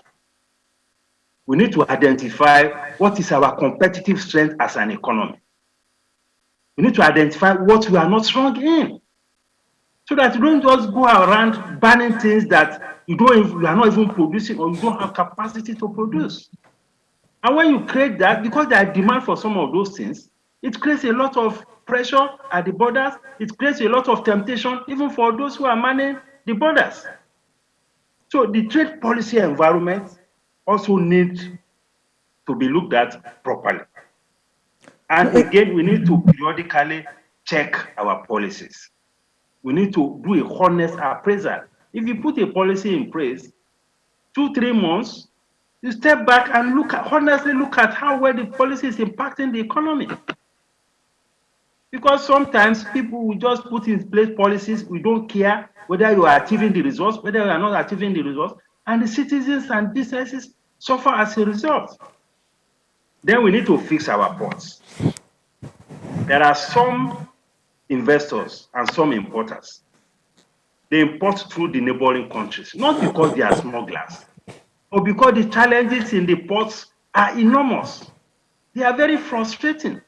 They have killed a lot of businesses, ranging from the infrastructure in the ports, to the processes, to all the checkpoints, to the traffic and all of that. They are very frustrating. And if you have some people who feel that it is easier to clear your cargo through Benin Republic, they take their cargo there and they bring it through the borders. It's not because they are smugglers. So we need to look at all the dimensions of the issue. The issue is not only about, of course, those who are manning the borders. That's a very important point. But we need to look at the dimensions of the environment in which this economy is operating, the environment in which the industrialists and producers are operating, so that we build an economy that is competitive. If you don't do that, even the CFTA that we are signed, so some businesses may have challenges, because we are going to open up the borders even more. A lot of goods will come in, not just from neighboring countries, they will come in from all over Africa. You have situations where businesses are still going through all of these problems. How will they be able to compete? No, Mr. Yusuf, These are the issues Mr. Yusuf, in light of ACTA, how much dialoguing is going on between neighboring countries such that they're all on the same page, so that one country is not aiding illegal business into another? Well, a lot of engagement is going on at the level of ECOWAS and at the level of the AU. There are rules of origin, which is a very important component of the AFCTA. And the rule of origin says that it is only goods that are produced in the countries that are involved, that are participating in the CFTA, that will be traded within the framework of the Continental Free Trade Agreement. In other words, it is not possible, it is not allowed, it will be illegal for you to go and bring in a product, either from Asia or somewhere, put it in your country, relabel it, and say that it is coming from your country. Or that the products must be substantially produced. The local content of those products must be as high as maybe 50 to 70% before you can claim that these products are produced within the African continent. Those are the rules. But again, it is one thing to have the rules, it's another thing to have the institutions to be able to ensure the enforcement of those rules. And one of the challenges we have almost across Africa is the challenge of weak institutions. Even within ECOWAS, we had that challenge. We had the ECOWAS trade liberalization scheme that you can bring in products without duty and all of that. And we have had complaints from the custom that sometimes products are brought in from outside the continent and relabeled in ECOWAS and brought into Nigeria as made in ECOWAS. These are institutional problems. And of course, they are not peculiar to Nigeria. So these are the challenges that at the level of the AU, at the level of the sub-regional body, we need to grapple with and we need to tackle. Otherwise, these are the kind of things that can put the whole African Continental Free Trade Agreement at risk. Yeah. Well, it's one thing to have these conversations at national levels, but then the critical market there would be the people who are going to, be involved directly about these things. For instance, there are many nations that have their capital cities in any border community or in the border communities. Consequently, at the end of the day, it has to be engagements with the citizens in those border communities. How well would you say we have done about that as a people? You know as well as I do that there are what we would call official borders, and then we'll have those, what's a number of good people, a good number of people will call those porous borders, who are just, communities, border communities all across the nation. So what kind of communication or conversations do you think we should be having with those people so that they can take ownership of the solution as well? Well, I know that there has been some engagement between the customs and the border communities and between some other government agencies and the border communities to ensure that we support, the policies of government. All those things have been going on. But the truth is that you have to take all these issues together. If you have people in the border communities, there's high rate of unemployment, and because of wrong policies, you have thrown up incentives for people to be looking for cheap things across the border. You will not achieve much results. So it has to be a holistic thing. You have to take the engagement of the border communities. Yeah, we will take this further, Mr. Yusuf.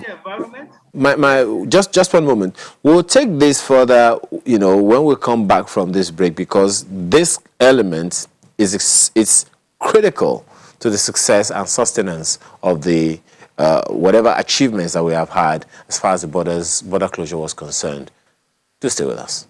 Well, thanks for staying with us, Mr. Muda Yusuf, the Director General of LCCI, that's Lagos Chamber of Commerce and Industry, still with us this morning. So that conversation that we are having about the border communities, I think you kindly advise, what kind of thing we should be telling them.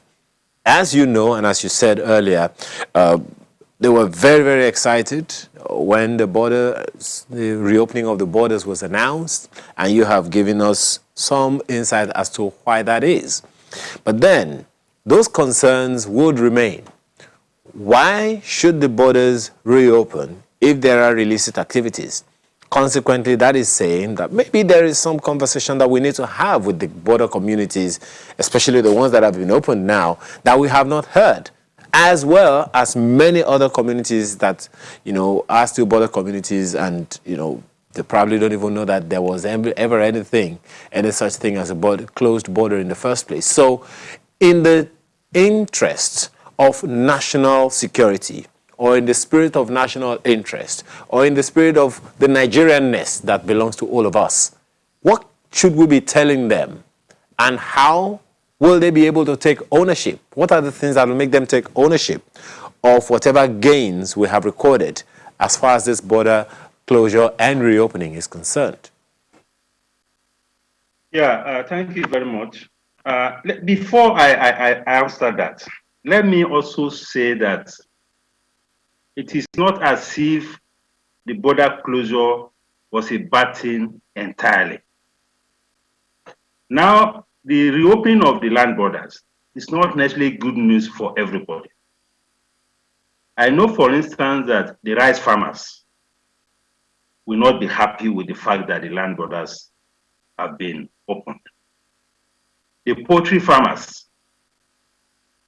will not be happy that the land borders have been opened. Those who are in the vegetable oil production are not likely to be happy. And in fact, those who are in cable manufacturing are also not likely to be happy. Because all these segments of economic operator that I have mentioned have reported a lot of improvement in their businesses as a result of the closure of the border. And that is the nature of economic policy. It penalizes some people, it rewards some people. What is important is to ensure that on balance, the economy is much better for it. Having said that, on the issue of the border communities, engagement is key. But let me say this. The real smuggling activities that happen that is hurting the economy is not by the border communities. There are big time business people whose business, and they move these things in trucks. It's not the border, because they don't have that economic capacity to be able to do it. So there are people whose big business is smuggling. And that is why I said that our institutions need to sit up so that we ensure that we deal with all these people who are violating or who are breaching whatever rules that we have put in place. That is not to diminish the need for engagement with border communities, because all our agencies that man the borders, they operate in those communities. And they need just one moment, Mr. Yusuf. You know, I asked that question against one particular background. Now, when we had the conversation with the Customs Service PRO, one of the things that he said that, you know, shook me, but for the exigency of time, I couldn't really interrogate it further, was that the communities, people in the communities would rather give information to other people, sometimes the people who are perpetrating some of these activities, than give it to them, the customs agents. They give it to the criminals. Well, forgive me, just trying to be politically correct. But that's what happens. So if, and so when he said that, my question, the question that first of all went through my mind was, wait a minute, something is definitely wrong with the trust quotient there. So that is why that's why I'm asking what kind of communication we should be having with them. They may not be the perpetrators, but for giving or not giving information, they would be collaborators one way or another. So that's why I'm asking, that's against the backdrop that I'm asking that question. You will remember that the president has complained, as several other people have done, about illicit arms, the illicit small arms all over the place. If the people in the border communities knew, and they knew where to give their information to, and they were able to give the information to, the borders would probably never have been closed in the first place. How do you react? Of course, I agree perfectly with you. You're absolutely correct. We need to bring them on board, and we also need to build trust. Because you talked about the trust deficit, which perhaps may have been responsible for this kind of disposition or behavior. So the agencies in the border need to see how we can build the trust of the communities. And it depends on how you relate with them. It depends on how you also cater for their interests, to let them know that, yes, you also worry about their welfare and all of that. You need that kind of thing to happen. Just as it's happening in all these oil producing areas. Because you need community engagement, you need community support, you need to build an environment that is inclusive around you before you can achieve this kind of outcomes. So I agree with you. The customs and other agencies, because they need information, but they also must engender that kind of trust. They must inspire trust so that the border communities, we also see them as partners. The border communities will also see themselves as stakeholders in the whole process. I think that is what needs to happen. Well, you also spoke about another public, which is the micro, small, and medium enterprises in this, value chain that we are talking about. And forgive me for saying, but there's the likelihood that a good number of them are not even as well informed about this entire conversations that we are having as they ought to be. Many of them would be members of your body, if your chamber, if they were literate enough, and I'm sure some of them would be members of your chamber as well. So, in terms of taking ownership, and in the interest, in the spirit of national interest, what kind of conversation are you having with your people to ensure that one way or another we also do not run foul of the law, and we ensure that we do not allow ourselves to get to the point where we have to close the borders that have been opened, or even close any border at all? Well, for any business to be a member of the chamber, and in particular Lagos Chamber of Commerce and Industry, the issues we are discussing will not be new. I mean, they are exposed enough to know about all of these issues, the rules and all of that. I mean, some of these policies of government, at that level of business, that level of awareness is there. But that is not to say that there cannot be unethical practices across any level of business. And as a Chamber of Commerce, not just LCC, even other business associations, we take issues of business ethics seriously. While we engage in advocacy to ensure we have an enabling environment, to ensure that we have the right kind of policies, to ensure that the regulators are behaving well and are supporting business, we also do not condone acts of criminality or people that act in breach of the law. So where we find that kind of thing, of course, we have internal mechanisms. We have sanctions. In Lagos Chamber of Commerce, for instance, we have an ethics committee. We have a code of conduct for members. So there are internal mechanisms to deal with these things. And in terms of information, we have this information. Because whatever it is, the policy is the policy. The law is the law until it is changed. So we have a responsibility to ensure that we compel people, we encourage people to comply with the law. And anybody that does not comply with the law and brought to our notice, we also have our own systems of sanctions. So ethical business practices is one of the core principles in many business associations. So that is the way it is.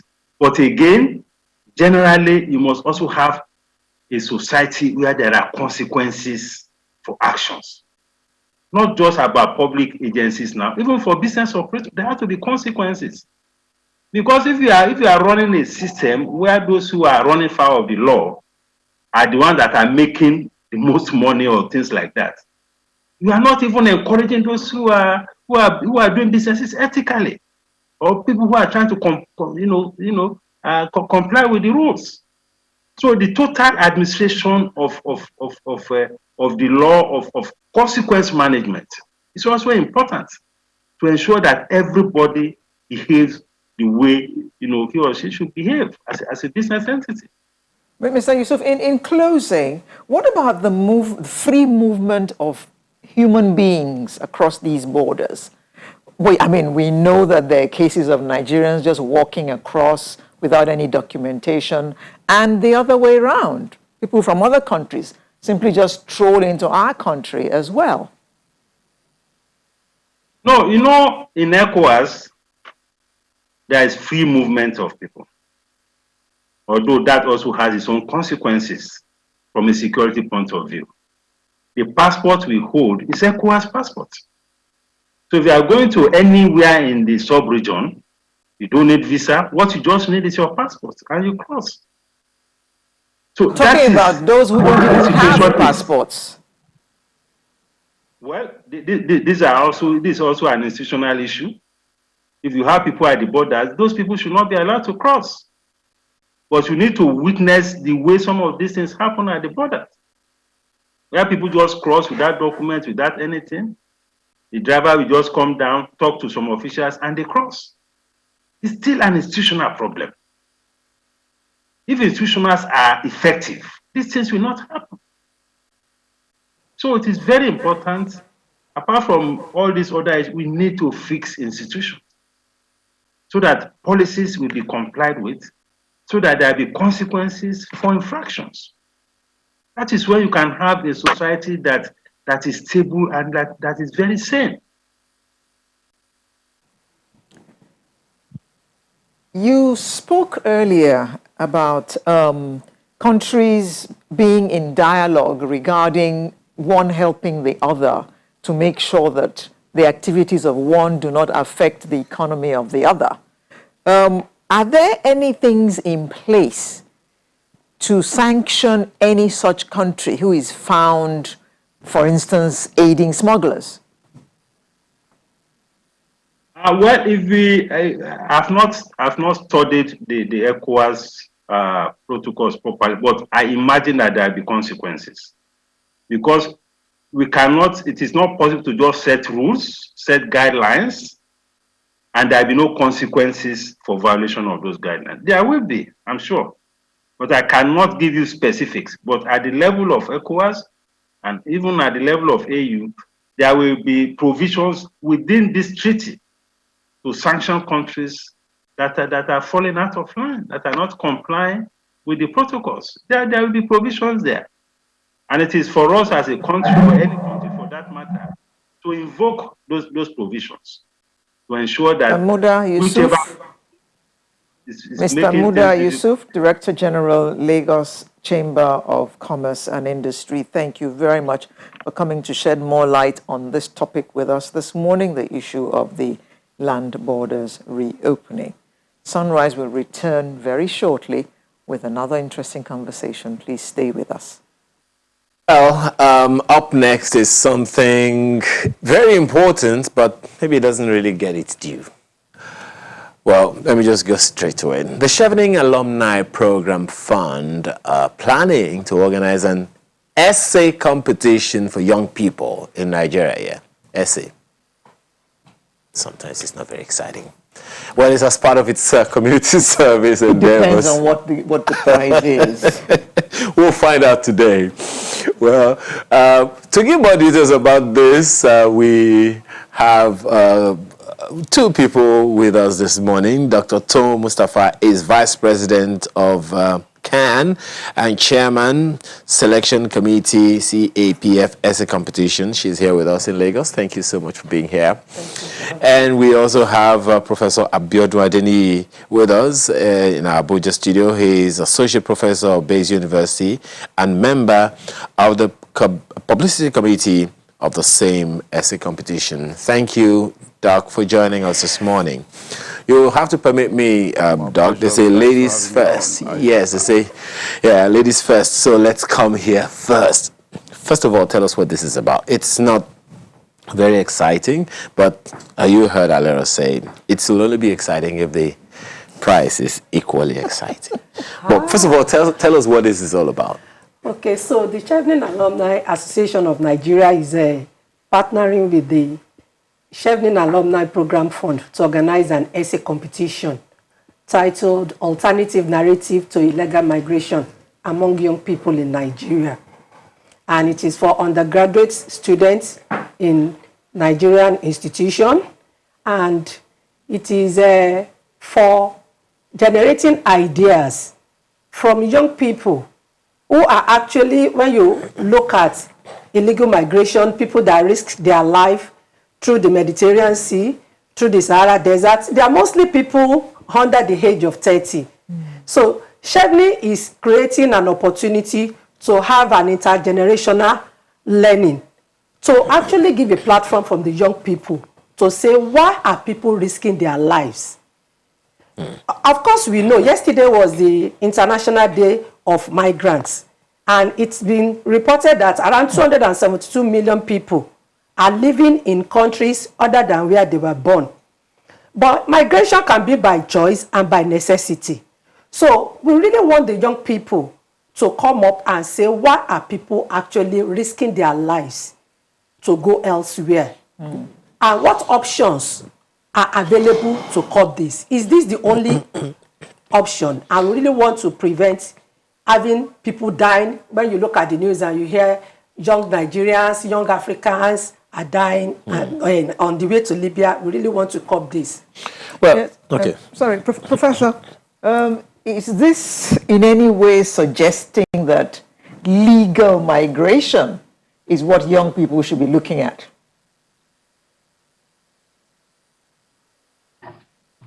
Just first, let me just give a kind of background, as an addition to the important points that my colleague has raised. First, the Chevening Alumni Association is a group of professionals who have been privileged, to undergo a one-year master's degree program in different universities and institutions in the United Kingdom, and of course we have a group, members who cut across different sectors of the nation's socio-economic and political life. Among them, of course, we have in the media, our recent president, John Momo, chairman of these organizations, and of course our chairman designate, for the board of trustees, one of our biggest masquerades. Of course, still in the media, we have Simon Kolawole of Cable, Dalakpova of Abuja in Kwara, Eugenia Abu, Kaderi Ahmed, Christian Ogodo, and Ijoma Onyato, ace broadcasters. In the business and finance sector, we have, of course, Adeshola Adedunto, First Bank, Habat Wigwe Access Bank, Mudashiru Alonge, Vetiva Capital, Afunke Amobieson, Stanbic IBTC, consultancy, communications and consultancy.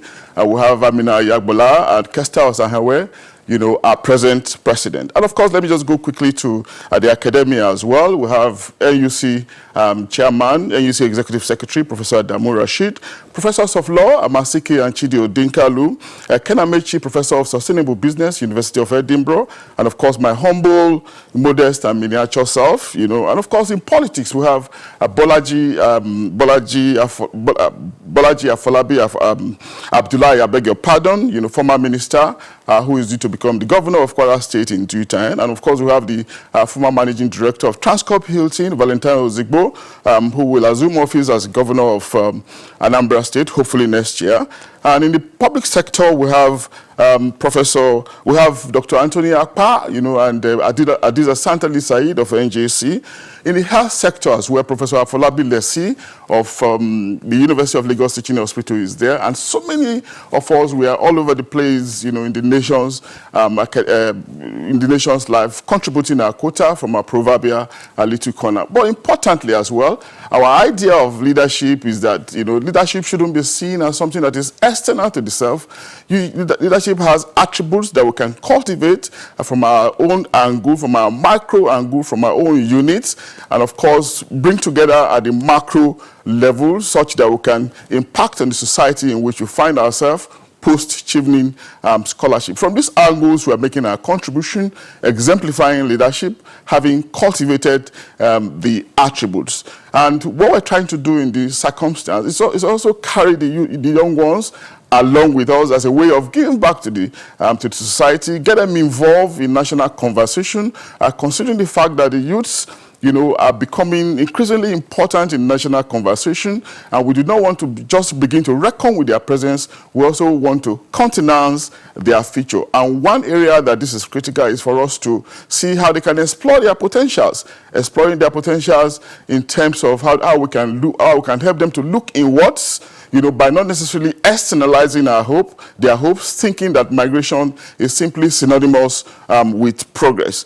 It's okay to migrate if it is legitimate, if it is not irregular. Of course, the world is integrated, the world is decentered. Knowledge sharing is an ongoing thing, especially in the age of globalization. But what we're saying is that first, have you explored, the opportunities available to you internally before you now try to externalize your hope, and before you begin to think that it is better to die trying than not to try at all. That's the essence of this competition, to involve, to include the youth in this conversation. Professor Adeni, could be. Thank you very much. If we allowed you, you'd probably go on for the next hour. Said like a true teacher. Thank you very much. Let us come back to Dr. Mustafa. Now, why is Chevening focusing on this particular issue? Okay, so like we said, one of the challenges, Professor Adeni said, we've been there, what the Chevening Alumni Association is a body of past awardees of the British Chevening Scholarship and Fellowship, people who have gone abroad to study. And we've tested both worlds. So when we see the younger generation risking their life in Sahara Desert and Mediterranean Sea simply because they want to go elsewhere and thinking the grass is only greener on the other side. We really want people to voice that and look at other options around available. Maybe we are not doing that. We are shining lights on this. This is an issue because if you don't allow these people, we want to share our knowledge. If you don't allow them to know that maybe it is not what you think. So let's discuss this. Let's know what are the thoughts behind people to say until I leave my country and walk through Sahara Desert and most likely expose myself to modern day slavery. Why will you do that? What are the options available around that can empower our young people to actually actualize their dream? Like Professor Adeneyin narrated, you can see many of us who have studied in the UK, we came back to Nigeria and we're doing well. So we really want to give hope to the young people that it's not until you illegally migrate out of Nigeria that you can achieve your dream. No doubt it's a noble, concept and all, but you may want to also consider, what is the thing from what you have, from your findings, and maybe I should ask Alera's question from another angle. From your findings, what are those things that make it always like necessary for the young people? Maybe I should ask Professor Adeni, what in your opinion is it that makes young people always want to go to the other side, to explore the other side, say, look, maybe it's a little better on the other side, What is it that you have found out that makes the other side, to quote Dr. Mustafa, what is it that is alluring on the other side for the young people? Yeah, thanks, Ayo. I think the first thing we need to understand is that, migration, is caused by different reasons. One of these reasons is actually economic reasons. Sometimes it could be educational, sometimes it could be health reasons, sometimes it could be exilic. But in rare cases, it could just come because of because of happenstance. Perhaps you've been robbed, perhaps you've been victimized, or perhaps you've been a victim of kidnapping, and of course you just feel that you do not have any sense of worth in the environment in which you are situated, so you just want to look for alternative elsewhere. But the most important push factor in our own context is economics, and of course tourism happens on a lighter note when people just migrate on a temporary basis, and sometimes it could also even up or graduate into permanent residency. But our concern in our situation, the one that is most predominant is economic factors. But of course we understand our situation because we are trying economic system. Our economy is still underdeveloped. We're still developing. There are so many cases of so many unsanitary cases around us: joblessness, hopelessness, deprivation, and deprivation. Youth graduate, and cannot find a job, so they just think that it is high time they found alternative elsewhere. But the narrative can change if we begin to explore some potentials that can be possible through the ingenuity or the creativity of individuals. All the time, yes, it's okay for us to blame the system, but beyond the system, how can we make the best out of the parlous situation that we find ourselves? But the push factors still remain, and let's not miss the fact that we are in an integrated world. Like I said, migration is welcomed if it is just at the level of knowledge sharing. Of course, we see migration in other parts of the world. After all, 80% of global population are moving towards 20% destination, and this is concentrated only in the West. So why do we see migration from Asia-Pacific countries moving into the Western country? Because of the freedom that is embedded in those Western nations, and I'm defining freedom within the context of absence of poverty, prosperity, happiness, and of course, excitement and enthusiasm. If we are seeing this kind of movement, if we saw this kind of movement in the Asia-Pacific countries, and we also saw it declining with the rise of China, the rise of Japan, and the rise of other countries section of the world. So there's nothing stopping us, there's nothing stopping us from hoping that in the near future, when our economy improves, the push factor in migration, which is economic factor, will gradually begin to reduce as well. But for now, we understand that we still have those challenges, but within the challenge, there could also be silver lining, so that we can get our monkey off our back and begin to externalize our hope, because there's leadership embedded, in every one of us, and that is the those colorings that you're using, Prof. It's actually quite exciting. Silver lining, monkey on the back. I'm wondering where I'm going to get that. But let me come to Dr. Mustafa again. I'll go back to where my colleague started. She said it has to be alluring to even enter into this competition in the first place. I'm going there again. What's the allure?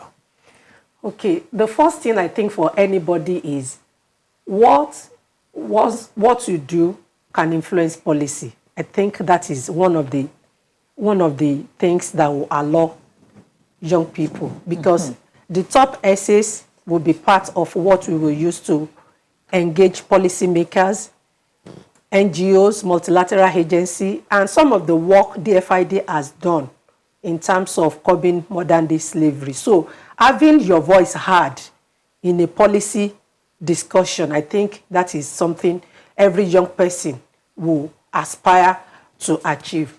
In addition to that, and like you said, the first prize will also have prizes. That's the one. The first prize, I think that's the one Alera is interested in.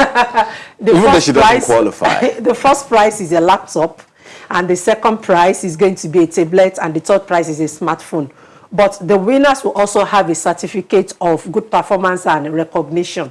Okay. And that one, for me, it's something that over time, in future, it's something that will also benefit them in their career or in any discussion to say, I've done this before, and this is it. What qualifies me to take part in this essay competition? You just have to be an undergraduate in a public or private institution in Nigeria.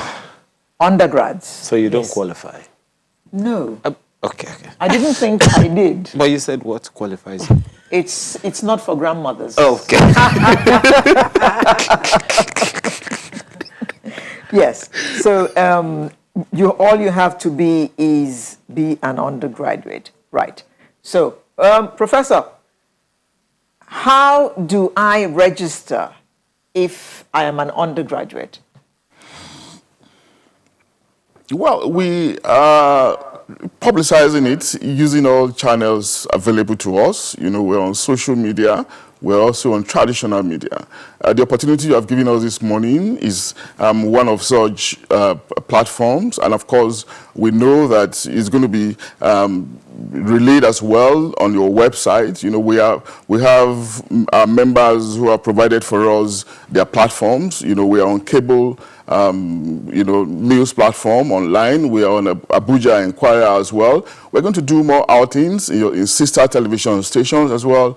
So it's a continuing thing. We are on Facebook, we are on Twitter, and of course we are doing multiple posting, cross-posting as well on WhatsApp platform. So in terms of accessibility, we have expanded our reach so as to have as many participants as possible, so we can have full involvement and provide for our youths a great sense of belonging, a great sense of integration, as we have set out to do. Well, it's a competition, and consequently there would expectedly be a deadline, right? Or what's the deadline? January 18, 2021 is the deadline to make your submission.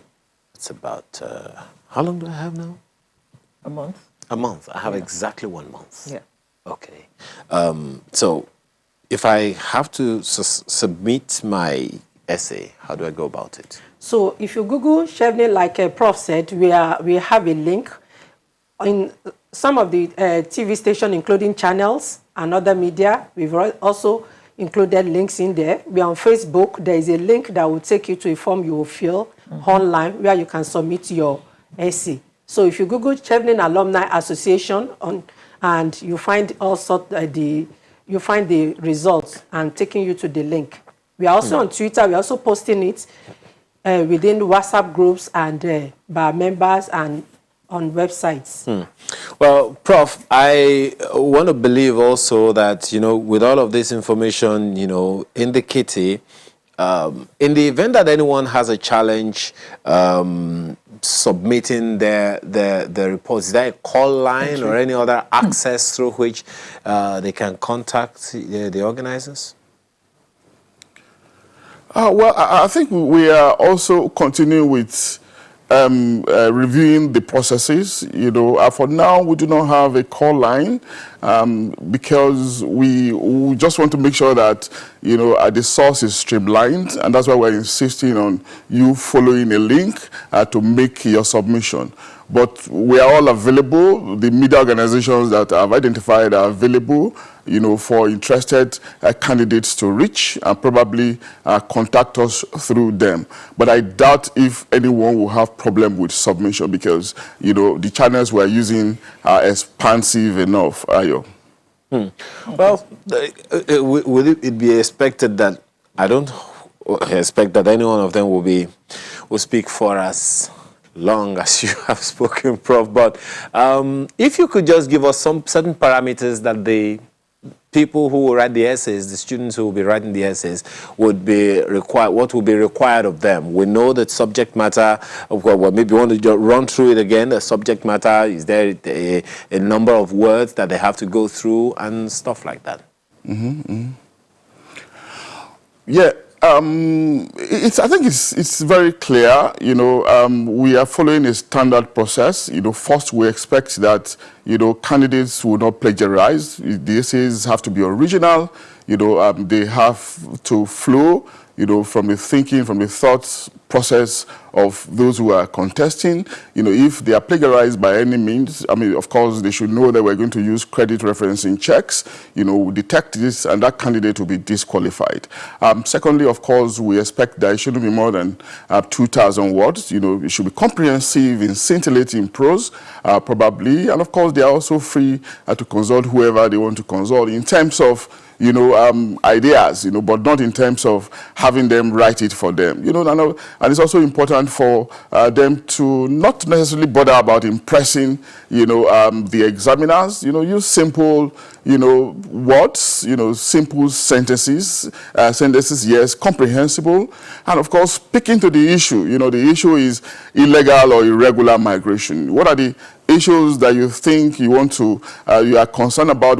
How do you think this can be mitigated? And above all, how do you think youths like yourself can be made to look inward, and rather than externalizing your hope and trying to and think that you die in the process, what else can you do, to make a meaning out of your life within the context of your own nation, believing that wherever you are in the world, even though home is largely subjective and a construction, but wherever you are in the world, you still imagine your original home, which Nigeria is. In that situation, why don't you start with Nigeria first before you now begin to think that, hope lies offshore.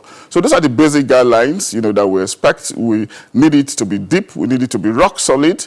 And of course, it should flow freely, with I like the prose. part, Prof, I like the part that you say we should use simple words, not a magnificent conflagration has engulfed my gargantuan edifice. Simply saying my house is on fire.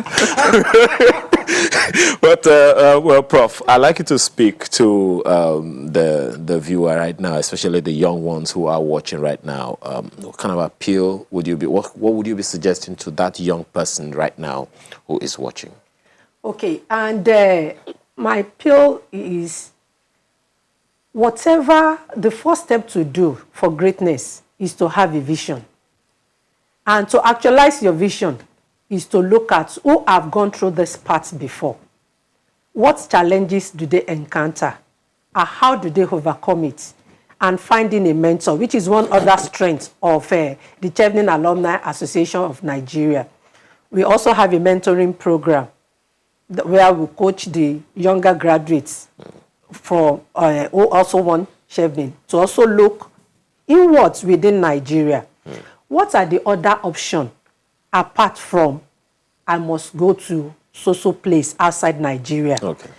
what are the empowerment opportunities available? What can I do myself? What entrepreneurial skills do I need? How do I get it? So get a mentor, look around, explore opportunities. There is no place where you will not meet challenges. But other people that have gone there, gone through the same path, ask them, how do you overcome this? And be persistent. Well, this is definitely something to look forward to, but I have to thank you both for being a part of our program this morning. Dr. Tom Mustafa is the Vice Chairman of CAAN and Chairman Selection Committee of the essay competition. She joined us here from our studios, as well as Professor Abiodun Adeniyi, who is Associate Professor at Bayes University and member of the Publicity Committee of the CAPF essay competition. Ladies and gentlemen, thank you very much for your time and your thoughts today. Well, Sunrise continues in a moment. Do stay with us. Thank you very much for staying with us, and welcome to the home stretch. Well, she's a filmmaker and she's an actress, even though she looks like she's 15 years old. She's a graduate of economics from the Covenant University, and she has an advanced diploma in ethical hacking and cyber security. There is ethical hacking. Let me keep my phone. Ethical. That's just, it's ethical, unethical. Just why are you moving your stuff away? I don't know what she has on. No. You're safe with me. Ethical is the word. Hacking. Ethical hacking and cybersecurity. This man didn't go to school. Ethical hacking and cybersecurity, and she got that from the Aptech in India. Some of her work include autophobia and code room. Please welcome Stephanie Chidera Phillips. Thank you. Good morning. And thank you for joining us this morning. It's a pleasure. It's an honor to be here. I don't think we've ever had a filmmaker this young as our guest. Well, is it just your looks, or is it that you are very young? I'm 24, and I don't think that's young to be anything. When did you graduate? I graduated 2019 from Covenant, although I was supposed to graduate 2016, but I deferred for 2 years to go and pursue the diploma in Aptech because it was kind of like a dream and a passion. So, economics, then dream and passion, IT? Yes, IT. And you had to go and do ethical hacking. Yeah. Now you need to explain that to my partner. Because he's still shifting his things up on his computer. Because you never can tell. No. She did it in India. These things are done remotely. Tell us about that. Okay, so Aptech, it actually has various headquarters all over the world. Yeah. And it's not in India. It's owned by an Indian company. Okay. Jinstan. I did it in the Lagos branch, the one in Ikeja. Okay. So they were having a program that they were not going to do again. And I was already in CU at the time, so I had to defer for 2 years to go and join them because it was a one-off thing that I wasn't expecting to come. So after running that for 2 years, I went back and continued in CU to get my BSc because it was something that people were fighting against, but I really wanted to do it. And now what I do is I build websites and mobile apps for small and medium scale enterprises and anybody that needs a website or a mobile app. And you're also a filmmaker. Yeah. So where do you find the time to do all this? No, wait, before you even go to that one, let me ask this one. So economics, she's laughing. Economics, cyber hacking, cybersecurity, ethical hacking. Ethical hacking. Hacking. Stress under hacking. Yes. Ethical or unethical. And movie making. What's the connection? I wouldn't say there's a connection. It's all about passion and what you could do, what you can do, basically. I got my first computer certificate when I was around 8. That was from my dad before he died. He was a computer guru.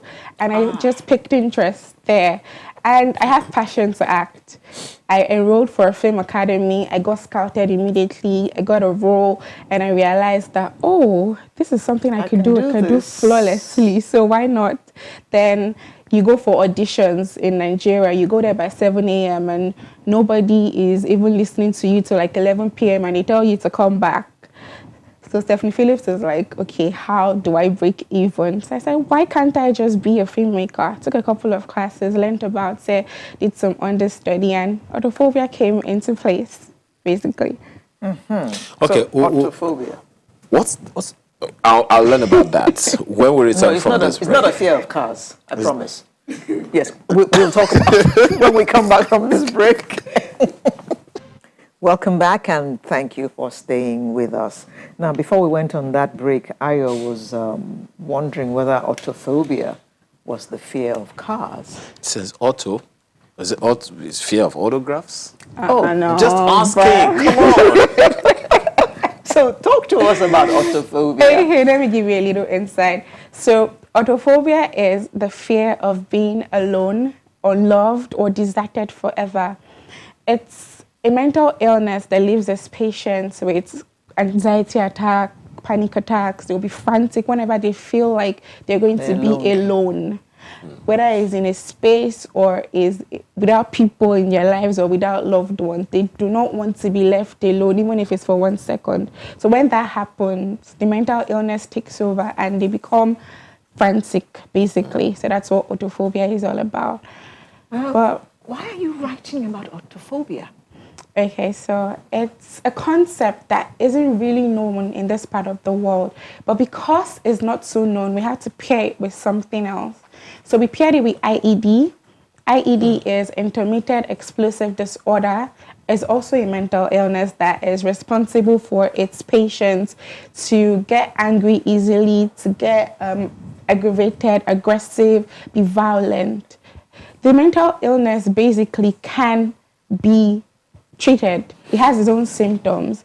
Okay, so you hear that this lockdown period, there was, according to research, there was triple effect of domestic violence. It tripled. You were hearing a lot of homicides there, a lot of homicides there. And the good thing about this movie, Autophobia, is that it focuses on gender-based violence in the sense that we're also acknowledging the fact that it's not just women that get abused. Men also get abused, but they cannot come out because they feel stigmatized. So what autophobia is here to show everybody is it's educative. It's an educative film to teach everybody that this and this and this are things that are very, very prevalent in our society, and they actually can be treated and it can be taken care of if we only know the signs, if we know the symptoms, and if we know how it can be taken care of. And the signs are, Okay, for autophobia, the signs. No, don't tell us. Maybe they should go see it in the movie. Yes, and yes. Okay, that would be perfect. Yes. Okay, premieres when? The premiere is tomorrow. The premiere is tomorrow, 20th. It's going to be at Silverbird Galleria, Victoria Island, and we can't wait to show this magic to the world because we created magic. We hope that all the COVID-19 protocols will be adhered to. Yeah, definitely. That's our number one priority. Stephanie, you are a very busy young lady. You are a graduate of economics. Yeah. You have a diploma in ethical hacking and cybersecurity. Yes, ma'am. You are a sickle cell survivor. Yes, I am. You have an online store where you sell skincare and hair care products. Yes, ma'am. How do you find time to do all this? Okay, the best part of all the things I'm doing is that I can do that from my bed. That's the best part. Because I'm sickle cell anemic, I don't like anything that has to do with stress. Stress is my biggest no. So my store, I have dispatch riders. When you make an order, we get it packed and dispatch riders come and pick it up. I don't have to move around too much. Then when I get jobs, my team, we come over to the office. We just work on our laptops. And The you can only hack thing from that your bed. is the only thing that was a bit rigorous was acting, because you cannot say you're doing acting from the bed. That's true. That's true. But then again, it's all in sync. It's not like I'm going like out of my way to overdo and underdo. No, everything just comes together pretty well. So that's Interesting. it. So now I know one of those things that you can't do remotely. You can't act remotely. No, you can't. You can't. Or you can present remotely. You're just an inspiration. Now, apart from Autophobia, what other movies have you done or are you planning to do? I've done Cold Room. It's a movie about sex for grades in universities. Is that as a result of an experience of yours? It's not my personal movie. It's a movie I acted in. I was scouted for, the one I was scouted for after Film Academy. Okay. And when I was younger, I did another movie called Hellbound. I think that was what even gave me the hope to act. When I was about 8 years old, Hellbound. So, and drama in schools and church and all that. So that's basically the project I'm doing now. Then we have another one in February, in which we're going to have a closed audition for. We're looking at other problems in the society, because Gwen Steffi Productions basically is supposed to be changing lives through storytelling of real life events. Everything we want to talk about, everything we want to come to your screen has to be educative and touch an issue in the society that is being ignored, basically. So that's where we are right now. Or some that are being addressed. Being addressed, being ignored, coming together. But I really want to focus on things that are ignored, because we have a whole lot of repetition in the movie industry. I want to come and make a change. I want to talk about things that people would actually benefit from. Yeah, you've talked about an inhibition, but what other inhibitions are there in the line of what you do, especially the acting part? Okay, so I think I don't know how to put this in Put words. it in English. That'll do. I think it's the fact that merit is missing.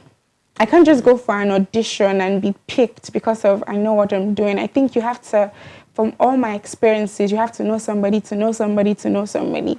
And I think that is the number one issue, because we have a whole lot of actors and actresses with talents, but there's no projection to the world because they don't know that person or don't know that person or know that person. Me, I've had my experience. I've had my personal experience. So I think that's the first problem to be addressed. Well, I haven't had that kind of problem. I mean, you're Stephanie Phillips, filmmaker, actress, economics graduate, Hacker. ethical hacker, ethical, always put it there. ethical hacker, and owner of an online store. Thank you very much Gwen for coming store. to Sunrise this morning. Thank you for We having wish me. you all the best at your premiere tomorrow. I must see you there. Must see us there. So, you see, You heard that? you are hereby bound to be there. Thank you very much for coming. Thank Wish you all for the best. having me And just too. before we go, a shout out to my little girl Bisola over at Napier Estate. I know you're watching and I know you're enjoying Sunrise. And that is Sunrise. Yes. Oh, but yes, you're women. My men and women. The figures are rising. The COVID-19 figures are rising. So avoid touching men. Mouth, eye, and nose. Avoid touching men. However, you are advised to follow women to prevent COVID-19. Wash your hands, that's the W, with soap. Obey directives, that's the O. Move away from crowded places. Exercise regularly, that's the E. And never ignore warnings. So, follow women. And that's where we drop the anchor for today. We'll bring you a fresh edition next Saturday. I'm Alera Idu, wishing you all the best and Merry Christmas, because I'm going to see you after Christmas. And I'm Ayo Makinde. Ayepa. Have a good day. Bye.